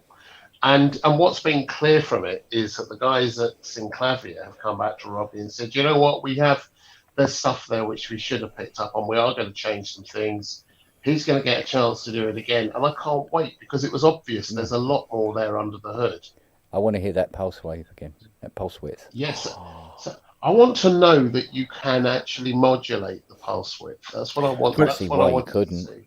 Joking aside, I think examples like that are super important as well in general for manufacturers as well, to get direct feedback on how intuitive a piece of kit is, as opposed to just having a review that you've had time to figure out how it works. Like something, you just get it out of the box and try to figure out how it works without reading the manual. Does it work without the manual? I think it's super important nowadays. Yeah. The out-of-box experience is everything. Yeah. And manufacturers don't take the time to get a dummy like me in. That's the other thing about those demos. We see those and we don't feel so bad about our ineptitude, because we've confronted the new device and then we just get bamboozled by it. And it might be things like programming a DX7, which I'm not good at. It might be modular, which I'm not good at. It might be addressing a brand new synthesizer that's layout is not intuitive.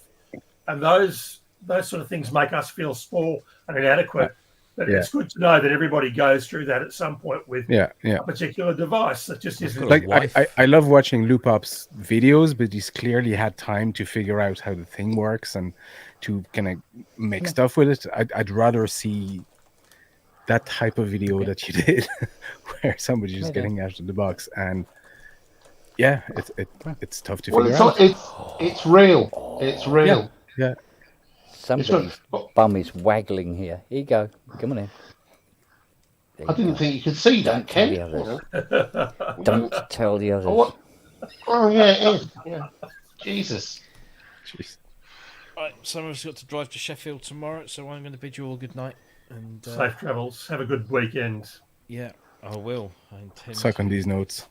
Yeah, don't worry about abandoning us. Not worried at all. Not worried at all. See you, Robbie. Yeah. Take care, everyone. See you later. See you all. Good night. Bye. Bye. Oh dear me. Bless you. Is that an analogy to patch cables? Could be. But in fact, I'd love to see more videos like that of just trying to figure out a piece of kit right out of the box. I find that much more interesting than seeing somebody who's had time to figure out, because we can all do that, spend time with the manual and figure something out. It's also reassuring to know that not everyone is Alex Ball. Yeah, for sure. That's the other end of the scale, where his memory for stuff is just so vast, and his ability is so incredible that he gets an amazing result, and it all sort of falls into place. Now, obviously, there's some editing, but it's interesting to see. The truth is, even Alex Ball isn't Alex Ball, the edited Alex Ball. Sure. All of us. You know, I'm pretty good at this shit. I'm really good at programming. I had a look at the command station because I mentioned it. I had a quick look just after we shut down, and I realised I haven't touched it. You know, dug under the bonnet for some years, and I looked at it and went, "Fuck, I designed this shit, and I don't understand it." And then I kind of I kind of remember, and it's kind of that level of just being perplexed is a good thing to see, because it speaks truth to all of us, doesn't it? Yeah, I mean, if you look at things like the Kurzweil vast programming in the K2000 series, that is a black box that makes me look like a complete idiot, more so than usual. But the whole idea I wouldn't say that, Steve. You always look like it. Jesus Christ. An indiscriminately idiotic person from Australia. I must admit, that is the one synth, that K2000, it was the one synth where I was so glad I got a SCSI drive and loaded it up with presets, rather than go anywhere near. Deep. Yeah. I mean, I have done and adjusted things and going, I have no idea what I'm doing and whether that's changed anything. Yeah, that's kind of, but here's the thing: the VAST system, like the ENU modular system, you know, or rather the patch cable system. There's an awful lot of stuff there with all of it, where you can plug these things in and make a change, and you don't know. You don't know exactly the effect it's having unless you understand how it connects to all the other stuff. So you can get lost really quickly. That's why VAST was a good acronym. It's vastly capable, but also vastly lots of time needed to master it. It's just I know almost no one who's mastered it. And there are other ones, like I'm thinking inside a Korg Triton module, that's huge, and some of the add-on cards are programmable, and that's huge too. And there are lots of devices that I've had experience with that have just got a longer learning curve than my 5-minute attention span, and that's always something you've got to learn. You know, there's no other way around it. Well, I remember the same with the Korg M1 when it came out. It looked impenetrable at first, but it really, and with the DX5.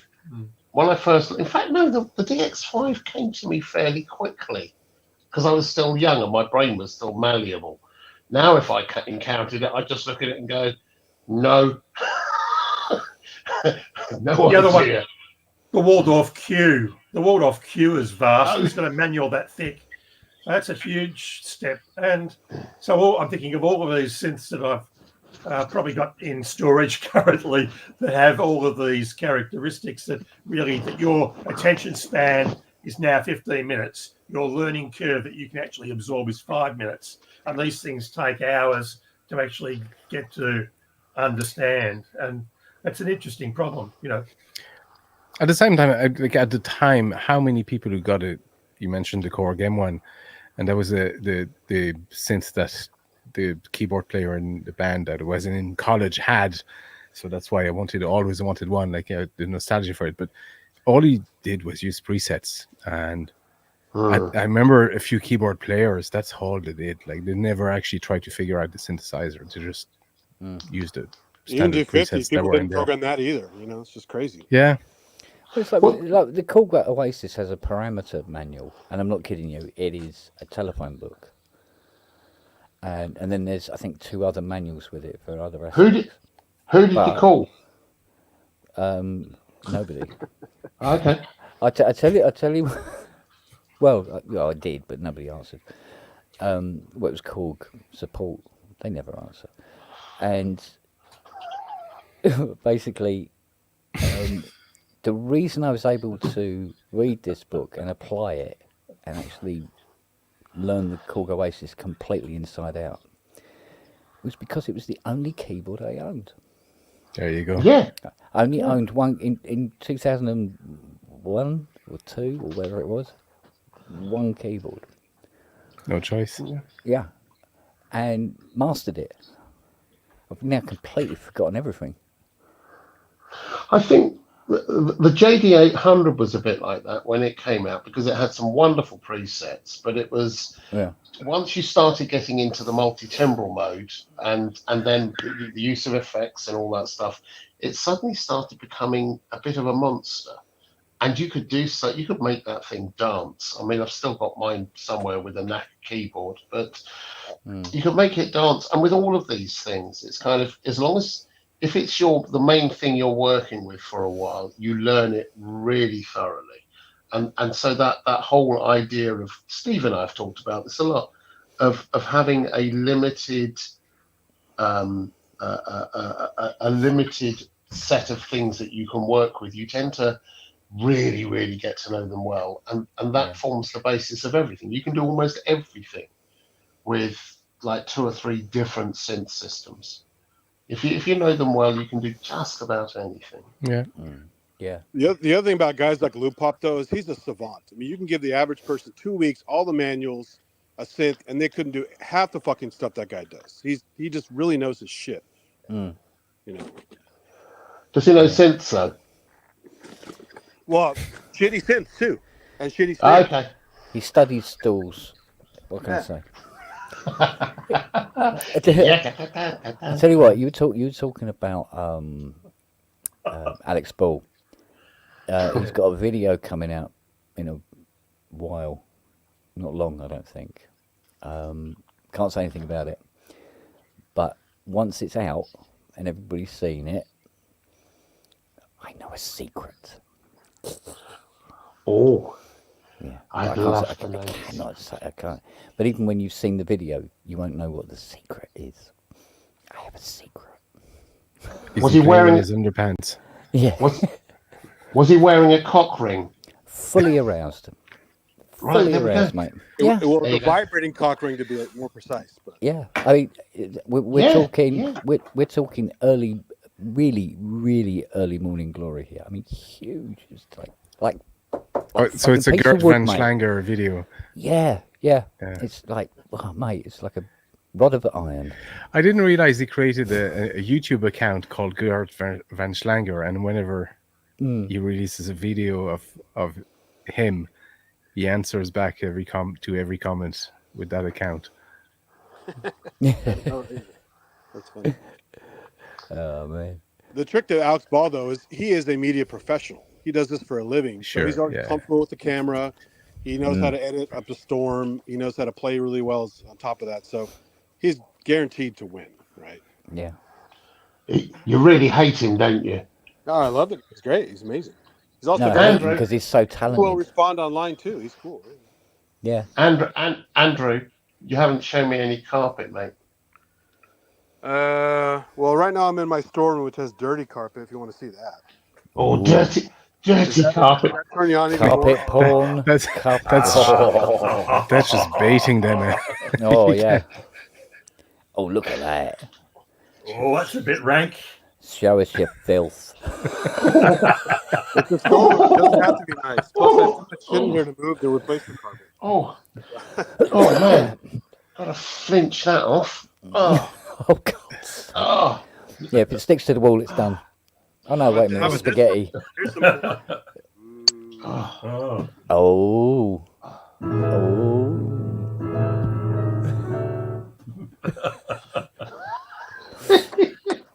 With soundtrack, yeah. Yeah, with soundtrack.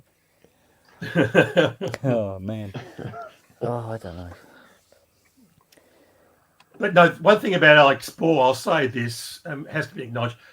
When a punter from Australia gets a roll in System 100 and asks him questions about stuff, he comes back to you with options, and he comes back to you with positive steps.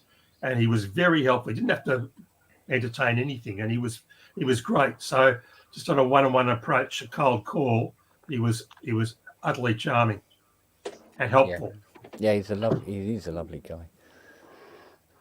That's why I hate him. He's lovely. Yeah. He's lovely, he's talented. He's lovely, he's talented, he's clever, he's good at everything he does. I fucking hate He's him. friendly. Oh, what a wanker. Alex, if you're watching, which you won't be, but if you are, no, he's extraordinary. He is extraordinary. He's the consummate professional. And because of Gert von Schlanger, he has shag carpet for you to look at. Even better. If you know what I'm saying. Imagine the goodies trapped in that shag carpet. Oh my god. Doesn't bear thinking. Is that the lube shack? You I could could do a whole solve the microscope world's just on a shag carpet. you could solve the world's infertility problems with one carpet. Yeah. Yeah. Why do you always end up? mattresses. Why do you all always end up talking filth? I mean, I'm here. Here I am, a poor innocent boy. Because deep down we're all 17. All the time. The only thing that's 17 is feet around my girth. Wow. I would say the ironic thing is isn't it filth? Well, there is that. Yeah, there is that. True enough, yeah.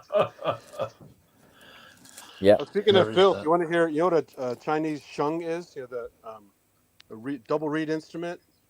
Yeah. Drones. It's like a Chinese bagpipe. It's hilarious. Check this out. Chinese bagpipe. Well, here's what it looks like. I'll show you the image. Yeah. Here. Got nice carvings on it. Oh, that's rather cool. And it has drones, So this one is missing the plug for one of the drones. Oh. But you've got one as well.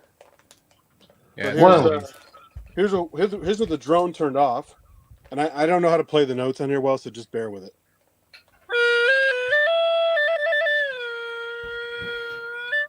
Now here's the drone.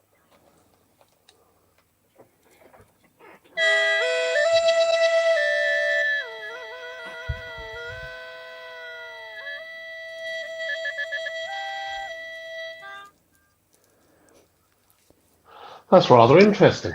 And that's what mine sounds like as well. What he didn't tell you is it's actually an arse We flute. usually have two drone plugs. This one we have to one.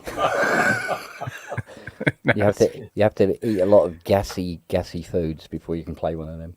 Yeah. Oh no. It's part of the Chinese orchestra. They can sound pretty Afraid good. so. So how come two of you have got those Chinese butt plugs? Because I'm a They're weirdo. fun. I also have a hamburger on my wall. I love weird percussion, weird instruments, all kinds of stuff. Yeah, all kinds of stuff. All kinds of stuff you can insert in various places. So, Yeah, exhaust pipes of Range Rovers mostly. Cool. Yeah. No, I love the sound of that instrument. I really do. They make one that looks kind of like a pipe organ in a circle on like a flute. I forgot what that's called. It might also be called a sheng. But hang on, it looks really cool. It looks like a pipe organ in a circle on a flute. Yeah, it's What? metal. It's really weird. You probably know what it's called, Ollie. No, it's called a schlong. Yeah, exactly. When you play them, you want to do bad lip syncing, don't you? Really cool. Just imagine a pipe organ you could take with you.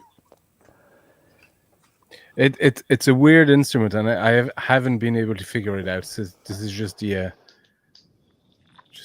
blowhole, and it's got two drones, and It looks like a flute fingering, but it's actually not. It's different. Yeah, it seems like it's I haven't different. been able to figure out the scale if there's any. Blowhole and fingering. It couldn't get much more filthy. Well, even has really. the Now. it even has the two close notes like the recorder has. Those two little notes with one finger. You can't laugh every time we say finger. I mean that's why Yes, it's you always can. dirty. I was right. It's always dirty. So You just have to. I'm sorry, it's the law. Yeah. anyway, I first Yeah. heard about this. Nick Bat was talking about sample packs on Sonic State about 5 years ago, and he was talking about this thing called the. I'm sure it's not politically correct, but it's called Chinese Sheng. And it's one of these things as a sample pack. And so I was like, that's kind of interesting. And I started looking into it. And I finally had a friend coming back from China bring me one. So I want to see that. Actually, Sorry. Not that. Sorry. I want to see the pipe organ in a ring on a flute. I'll look it up. I forgot what it might be a sheng as well. I forgot. It's Chinese orchestral instruments. If you go to a proper Chinese orchestral performance, you'll see it. Righty-ho. Will there be petrol and flames involved? Big ass gongs.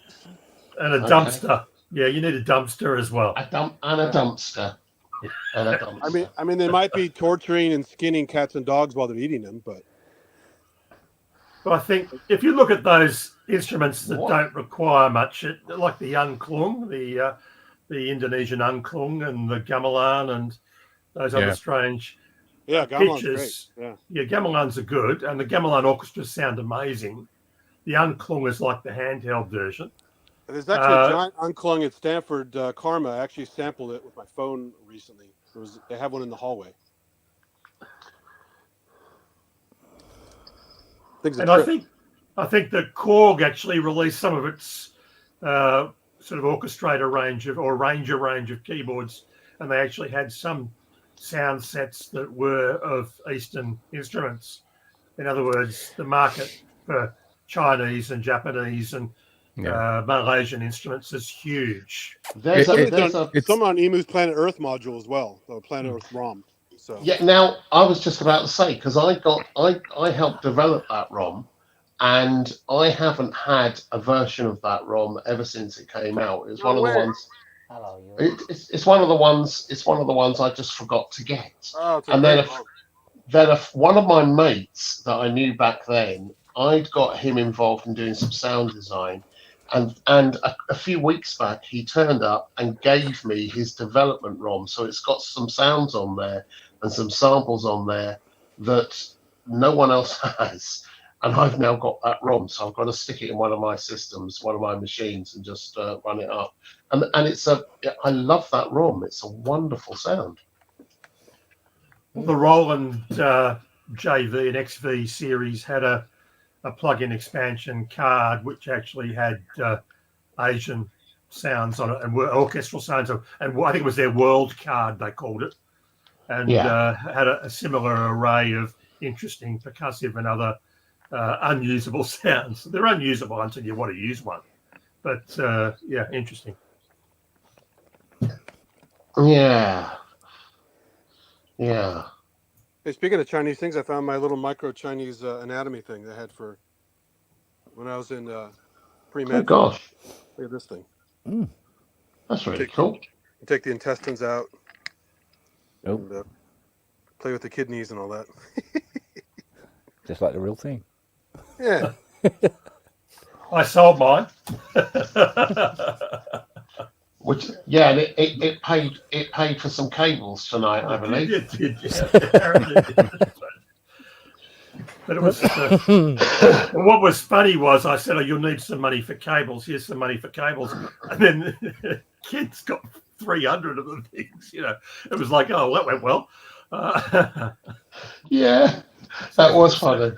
So Kent, you can go to Sainsbury's and get some decent Australian wine and have a dinner out with Fiona instead. Oh, mate. Forget that. He's going to buy a bunch of weed and get inspired to make weird patches. Oh, okay, fair enough. Yeah. Well, I'm growing my hair already, so mind you, No, I found a UK outlet for Tim Tams. I'm sorted, mate. Don't you worry. Oh, that's good. Yeah. Excellent. No, my daughter found those too. Well, she's over there at the moment. She's somewhere on the near Manchester, but not too close. And she is she managed to find some Tim Tams. So we'll have to get you started with mint slices next. We've got a few different ones to send you. I've still got a box here which I'm accumulating. Well, the good thing was that this place has got the double choc ones. So they're a triple choc now, so I'll have to get those for you. What they call it? Tim Tam Slam. Slam. Tim Tam Slam, yeah. Tim Tam Slam, yeah. That's You it. bite the opposite corners of the biscuit off, the chocolate off, and then you drink your coffee through the rest of the biscuit. Through the biscuit, yeah. Oh man. You can hear arteries hardening if you listen closely enough. Yeah. My favourite sound. Check this out. This is the document that came with it. It's human torso procedures for installing organs. That simple, is it? Yeah. Oh, you've heard about our I've got NHS. the manual. Do you know what? If you need the instructions, you probably shouldn't have one. Well, it is an education thing, so I mean, it's supposed to be for learning, not for someone who's already a doctor. Oh, I sorry. Oh. Okay. Yeah. By the way, those Tim Tams, a guy, one of my companies who used to work Bloody at, hell. he's from Australia. He used to bring this out. Yeah. They're pretty You good. have to. Most of the ships currently circling the globe, the big container ships, have vast amounts of contents that are Tim Tams. There's nothing else on those ships. That they fill entire ocean liners with Tim Tams. There is a worldwide black market in Tim Tams, which occupies 90% of the world's transport You resources. want to buy some Tim Tams, huh? Yeah, Is that right? That's the truth. Right.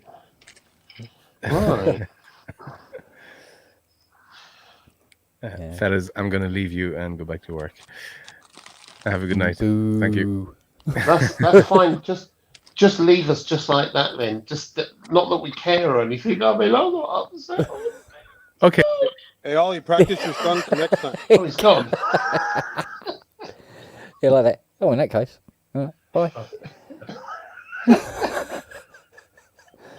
Excellent. Yeah.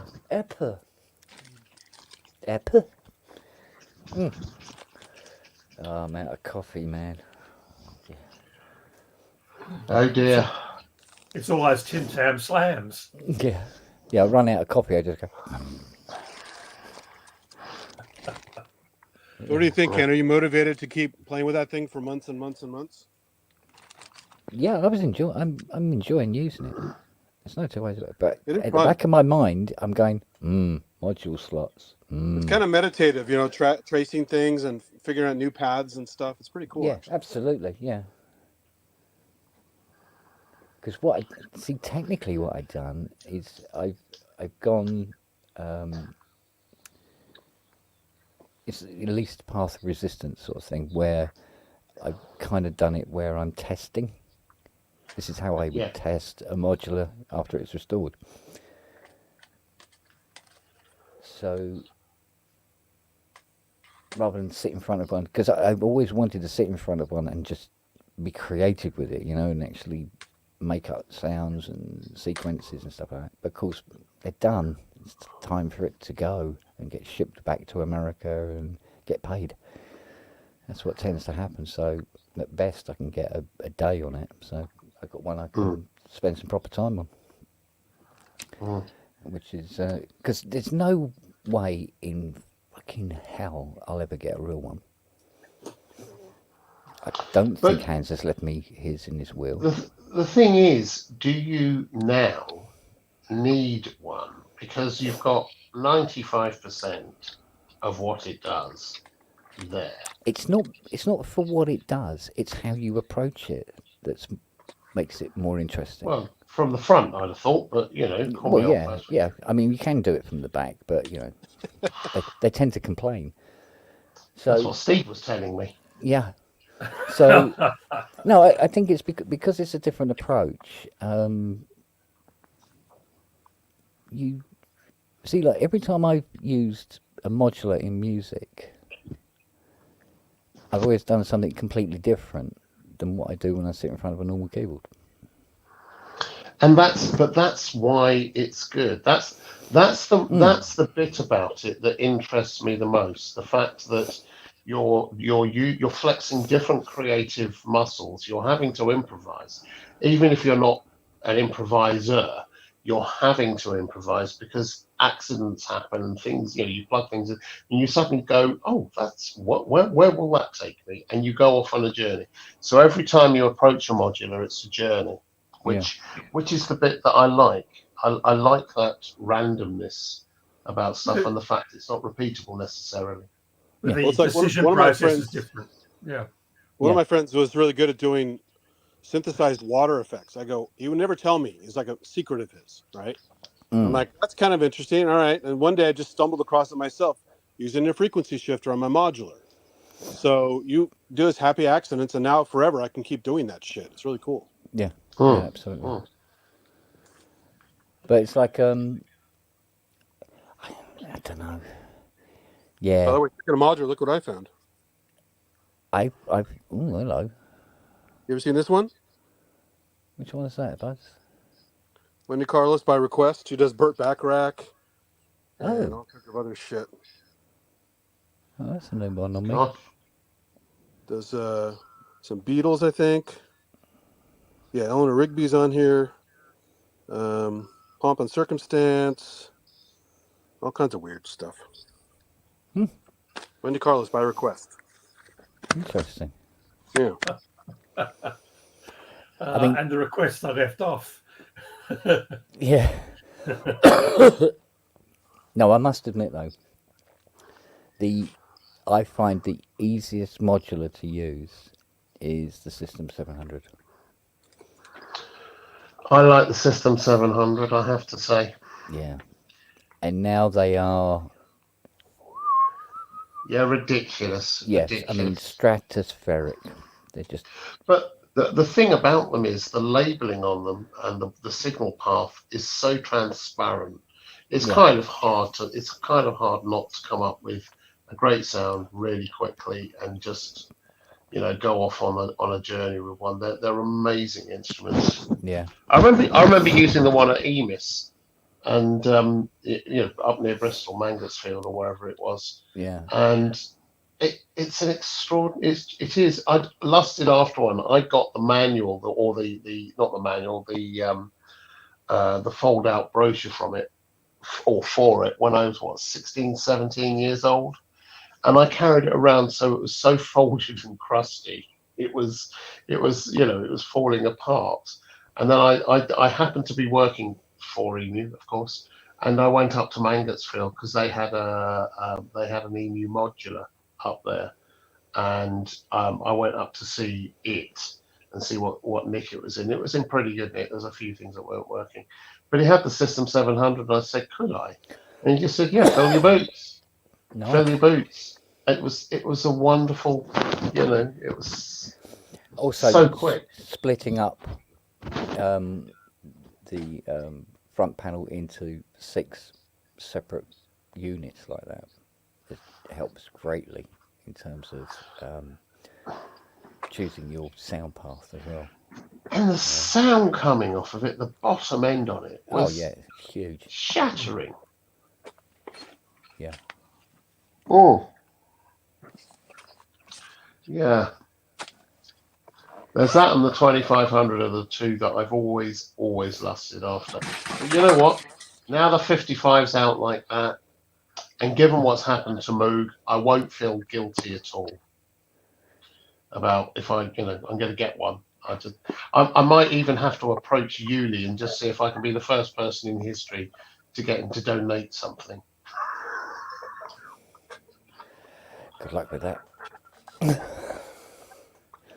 Well, you never know until you chance it, do you? True enough. Yeah. I think we malign it, but if you look at what they've done with the Selena, the Behringer Selena is actually a triumph, and it is so indistinguishable from the original, and it has MIDI, and it has in and outs for the chorus and for the phaser that they've added in, and it has CV and gate, and it's Eurorack compatible. Yeah. And Yeah. we malign Behringer, but they've taken something you couldn't get, or Muggins here, who paid $4,000 for an eminent Selena not so long ago. And that's about £3.67, Andrew, just to do the conversion for you. But the whole idea of this little device creating perfect Selena sounds and the variations thereof is absolutely extraordinary. In fact, I got sent two. I got a free one, so I should send that off to somebody. They're good. They're good. They're good system. Yeah, I used to use the Selena a lot years back, and of course, because there's been all these other things since, you kind of go, well, I don't need it. But when you hear the Selena again, a real, a proper Selena or a whatever, you suddenly go, oh, that's the sound. That's the actual sound, not a sort of a bad remembrance of what it might have been like a bit. But that's the actual sound, and then you start bunging it through a small stone phaser or whatever it is. Yeah. Suddenly, it all springs to life, and you go. Well, Behringer have added the small stone into the device, so you've got that. Yeah. You've suddenly got the sound and the sound again, all in one. So, I mean, I know a lot of people will hate me for this and not agree, but I found that the Stripes didn't sound like a Selena. No, it doesn't. I've got one. It doesn't. Yeah. It's its own beast, and it doesn't. But it's cool, though. And it's bitemporal. Yeah. And it has a strange MIDI implementation where it occupies two MIDI channels at once. So, it's Strike-Fit, totally different concept and interesting interface. And the dials are weird because they take you through different, and then you get effects you don't want, and then you don't know whether your unit's broken or not. But look at that. Oh, that's gorgeous. Staring at you going, what are you doing on my settee, Andrew? That's Mr. Evans. Oh. Hello, Mr. Evans. How you doing? Cutie. Kitty Rookins. Yeah, well, like I said, Noah had his pain injection on Monday. And he's been running up and down the garden, chasing the dogs, chasing the others around. Really getting around. They're all quieten off as the month wears off, but then he'll get his next monthly injection and he'll be nutty again. So, but he's you guys want to hear another crazy sound? Go on. Go on. This has a visual too. Do you guys know what an arhu is? No. Chinese two-string violin. Go on. I think is that the thing you play upright? The membrane on the front is actually real snake skin, which is kind of creepy. But here you go. See if you guys can see this okay. Oops, I have the camera turned around. Sorry. Hold on. Let me fix the camera. I was aiming away. I should aim the other way. Move the exhaust pipe.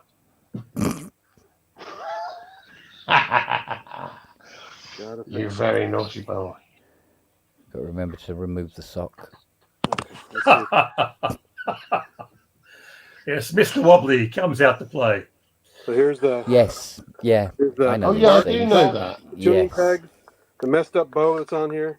Yeah. And listen to these crazy sounds. It's not tuned at all. It sounds like shit, but...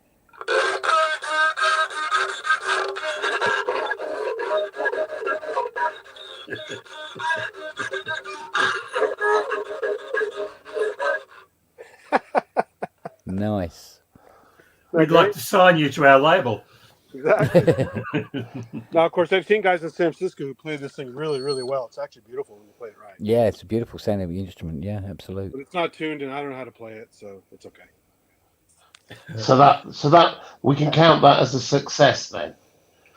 That I won't be playing it, yes. Yeah, but it's the equivalent of a Western violin. Well, it's weird because I don't know if you noticed when I was playing it, the bow is permanently mounted between the two strings. It comes together as one piece. Mm. And you put, when the guys play, they hold the top and they have some control over the pegs with their fingers live. Yeah. And then they kind of rest it on one knee. And when they sit down, and then they just play and rock the bow back and forth to hit the two different strings, or sometimes both. And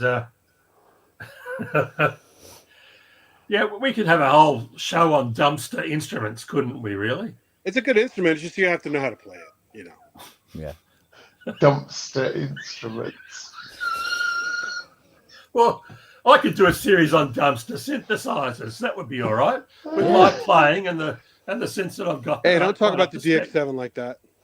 Hey, I've got one. I've got an angle grinder too, and I think I can make the two work. There's a conjunction. Play one with the other. Yeah. Yeah.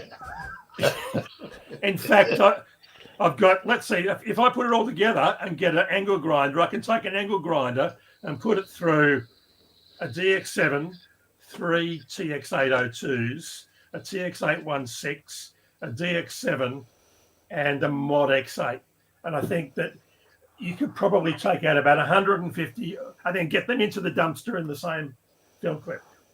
Have them playing their own parts of Morning by Grieg as you do it. Morning Mood, yeah. Yeah.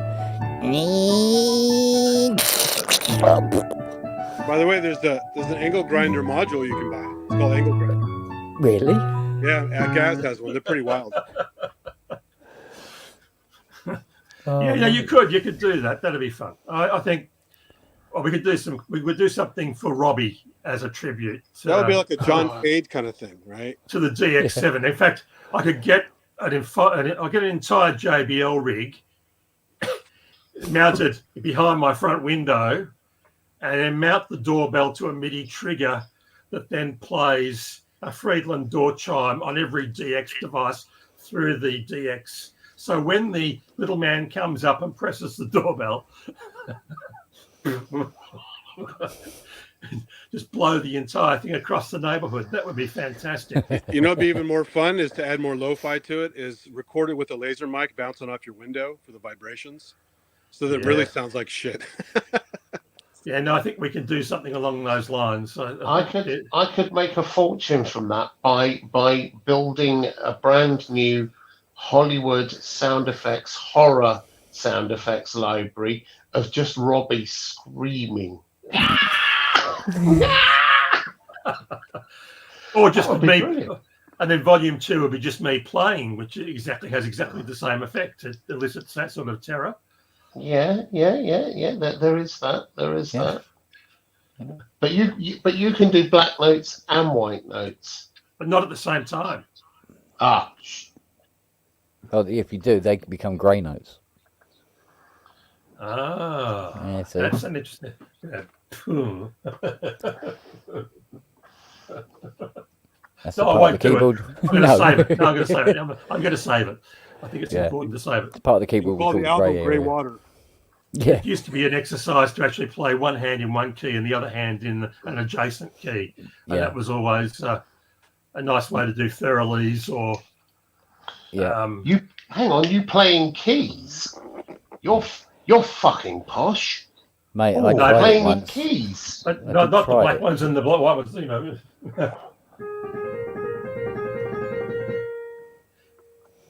That's all I knew. See, I just, like Victor Borg, I only learnt the first 2 bars of anyone. That was the 2 seconds, the 2-second minuet. Do the Bugs Bunny version of Minute Waltz by Chopin. Chopin. By Grieg. I thought it was Paganini. It was page 9. And what about Joe Green? He's a bit of a one, isn't he? Yeah, Giuseppe Verdi. Yeah, he's very good. Joe Green, he's a bit of a boy. Yeah, we could do.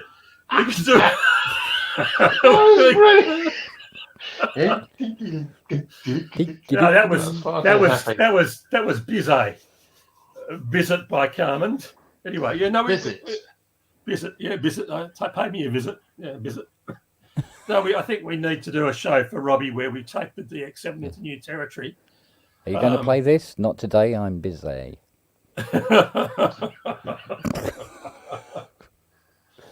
Yeah, there are certain things you can't do in public, and that's one of them. I think you'll find there's quite a few things you can't do in public, but Well, You think can combine Bizet and do Flight of the Bumblebee and call it Bizet B. Oh God. oh, Wah, wah, wah. Wow, wow. Yeah, no, I won't. I'll save it. No, what sort of? I haven't got my special organ patch to hand.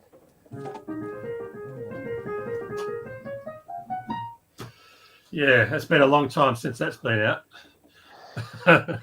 as my wife said at the weekend. Yes. Don't worry, those cobwebs just brush right off. Followed swiftly by, "Is it out?" What wasn't it? The final words from the Andy? I know this. The final words from the what movie was it? I'm just trying to think what it was. It was a movie that had it was a Twilight Zone movie. And the final words with Dan Aykroyd in the front of the ambulance saying, want to see something really scary." I think that's the caption we need. We need.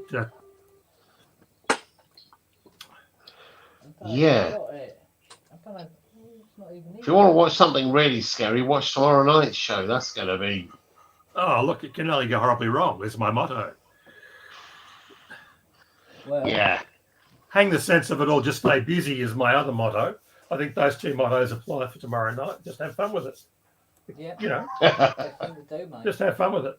You know, it can only be entertaining. I think everyone does all these very polished deliveries on YouTube, and they make things look absolutely magical, and they sound fantastic, and they're note perfect. And that's not the real world, kids. We are the antithesis of that. We love to walk in and just bulldoze our way through half an hour of mayhem, carnage, and topsy-turvy goodwill. And I think that's the idea of the whole exercise. No, and that's absolutely right. The problem is there's still another 90 minutes after that half an hour of carnage, and then we have to go. Then we're sitting there going, I don't know, what? The encore, the reprise. It's an entire stream showing how the sausage is made. and that's where we get Kent to come up with a new patch on the 55. And that'll be 5 minutes. That'll be 5 hours of broadcast, and you'll have it done. Yeah, roll yeah, credits. Roll credits. Well, that's us. You'll need to. And we have Mike Metley on tomorrow as well. Well, he's brilliant. So you'll have a great show. Yeah. No, unfortunately, I'm still going to be there. I'm going to be there as well. Yeah. No.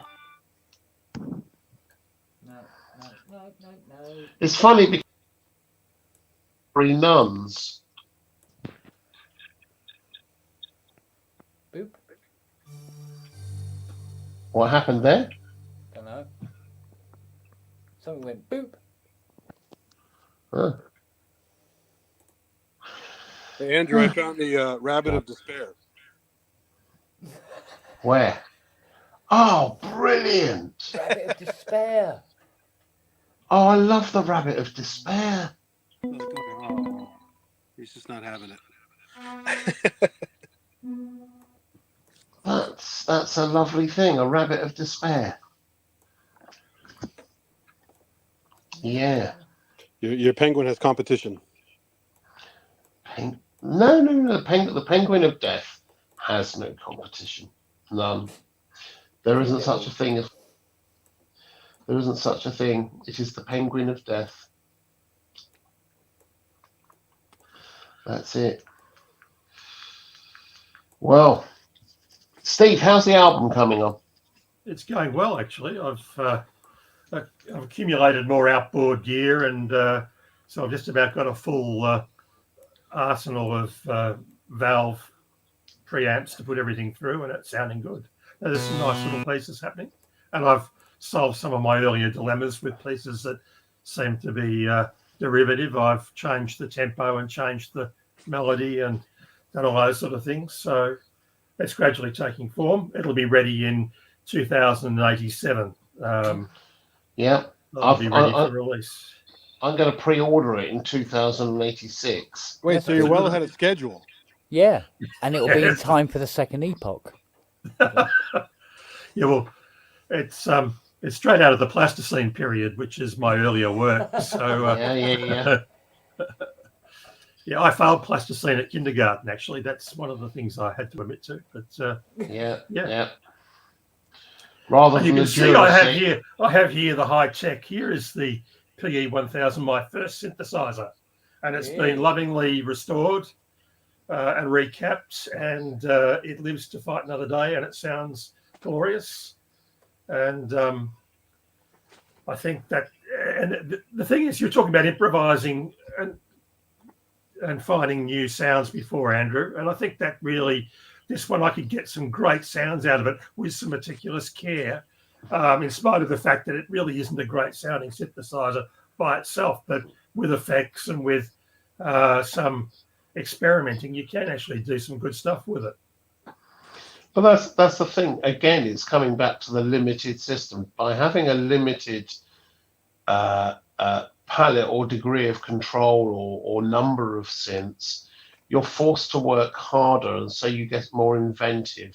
And that degree of invention makes for a very creative atmosphere. You start thinking through problems and doing stuff that you wouldn't think were possible. I went through. I spent a whole day just on the Behringer Selena yesterday, and it was just great to find all those sounds that you've heard used so many times, but different registers and different settings on the device and different effects on it.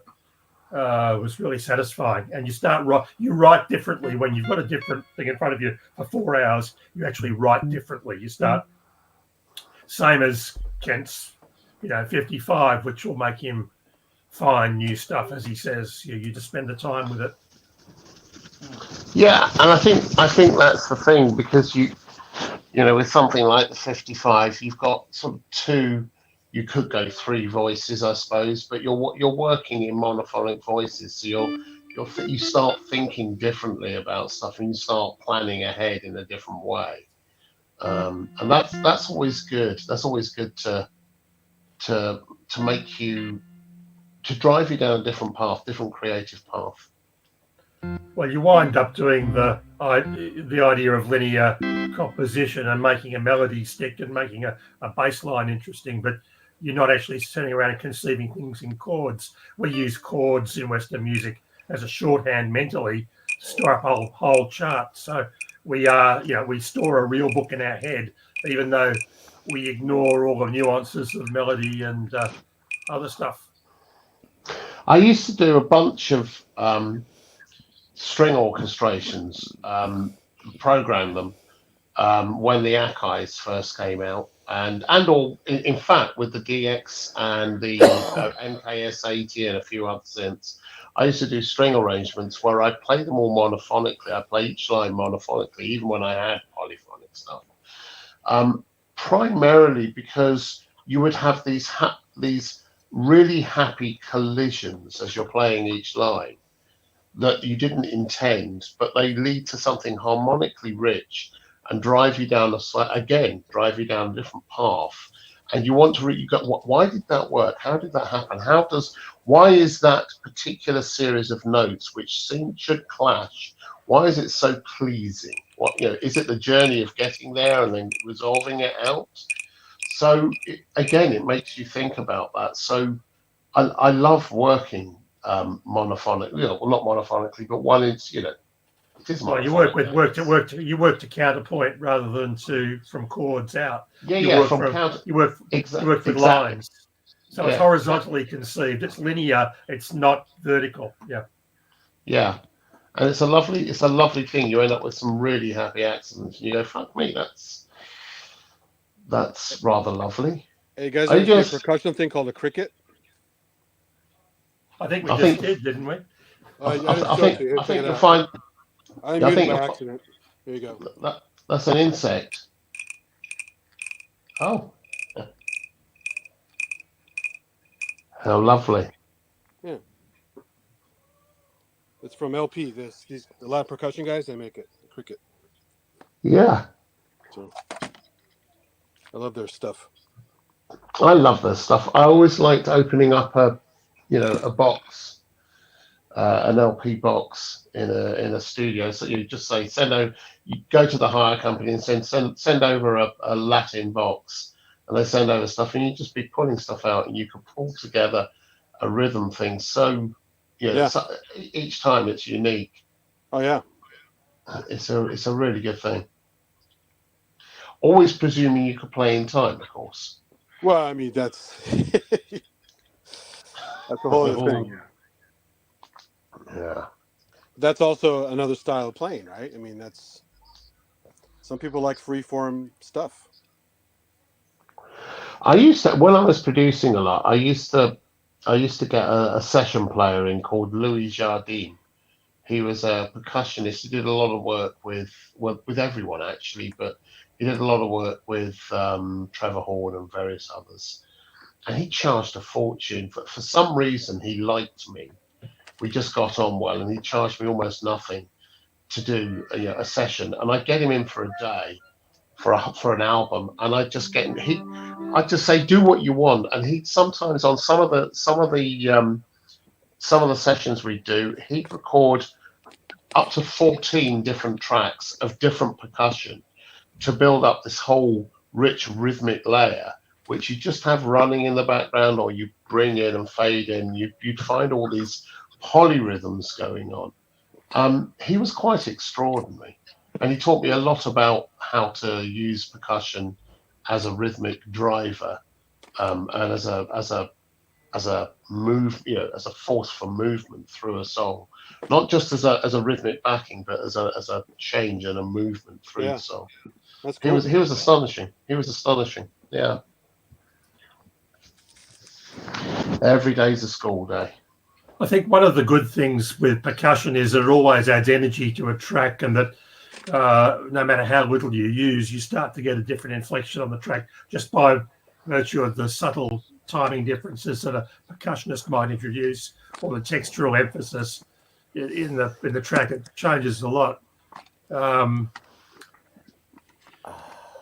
It's one of those things but arranging is an endless art. For me, that was where I started to get into synthesizers and to musical arrangements and scoring, and then using those principles back with synthesizers again, and then using synths in the context of pit orchestras or in the context of different studio jobs that we had, where you might be blending synthetic and traditional instruments and trying to get a hybrid happening that was ear grabbing. It was always an interesting task. Yeah. I think understanding percussive lines and how percussion can yield such a strong polyrhythmic thing that can drive something forward. When you then translate that to sequencing, to synths, and use the same principle, you can end up with you think about it differently, and rather than just having the sort of bop, bop, bop, bop, bop, bop, bop, bop, bop, bop, doing that sort of thing. I remember I did a as an experiment once. I did a version. I think I've told you this before. I did a version of Tubular Bells. I was working with Mike Oldfield, so it was around about that time. I did a version of Tubular Bells where every single note I sent a program change just before the note was played. The next note was played to a DX5, so it was a separate, different voice on each one, and I could play with the voices, and so that each note was a completely different timbre, and it ended up sounding quite extraordinary because it was about percussiveness of the sound, and it was about the rhythm of the sound, and going into a swing beat style of doing it, a really heavily swung version of it. It gave it a completely different character. Yeah, no, I think you've got the idea that we tend to work in uniform patches with uniform expression and uniform volume.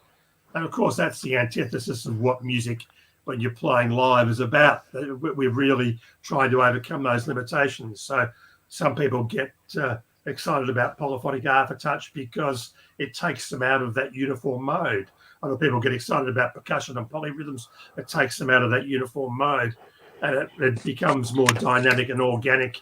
And you start getting those frissons in tempo, and that happens between players naturally, but it also can happen if you construct it that way.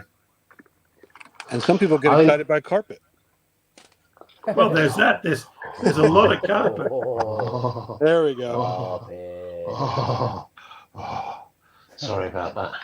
What's that, Mr. Evans? What do you think? Not particularly impressed. Hey, look what I just found. Hey, kids, we used to have things called videotapes. Wow. Oh, dear.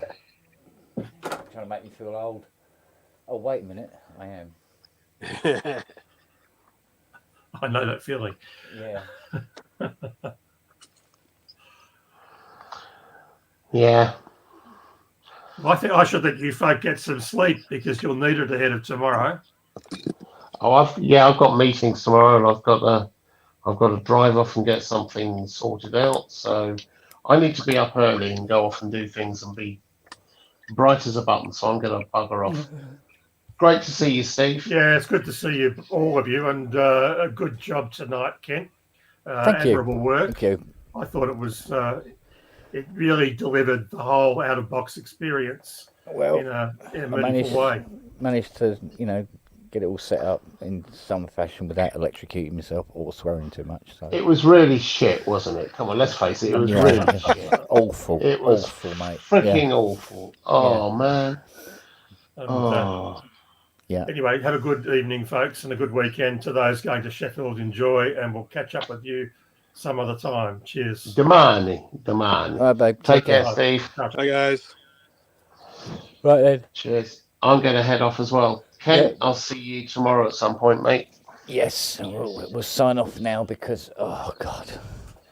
I was trying to get everything ready today, including putting the bar up here for the camera and everything. Oh, God's sake. So, I'm done for the day, I must admit. Well, it's good you had different camera coverage. That was nice. I'll tell you what, I just remembered, I've got a Jupiter 8 to get out tomorrow. Now's a good time to remember. Good luck for that. I say tomorrow in the context of today. So. Yeah. Oh, yeah. And I've got another CS80 going out on Sunday again. Oh, mate. I've got a video to finish tomorrow. I'm going to try and get that 3 hours in between finishing my meeting about funding for the CIC project and our getting together to do tomorrow night's show. So I probably need to look at everything, get everything set up. So I'm going to need about half an hour or so before, aren't I? Ideally. An hour. Even if I you need wish. to go by 5:30, 6. Yeah, all right. I'll get it sorted. All right. Well, you could always fire it up and I'll join you. Okay, matey. Hey, bye from the anatomical model of malice. Bye. Yeah. Half man. Thank you, Andrew. Half Cheers, whole. God bless all. Night, night. All right, guys. Everybody take care. Everyone take care. Bye. See you tomorrow. Demani. Bye.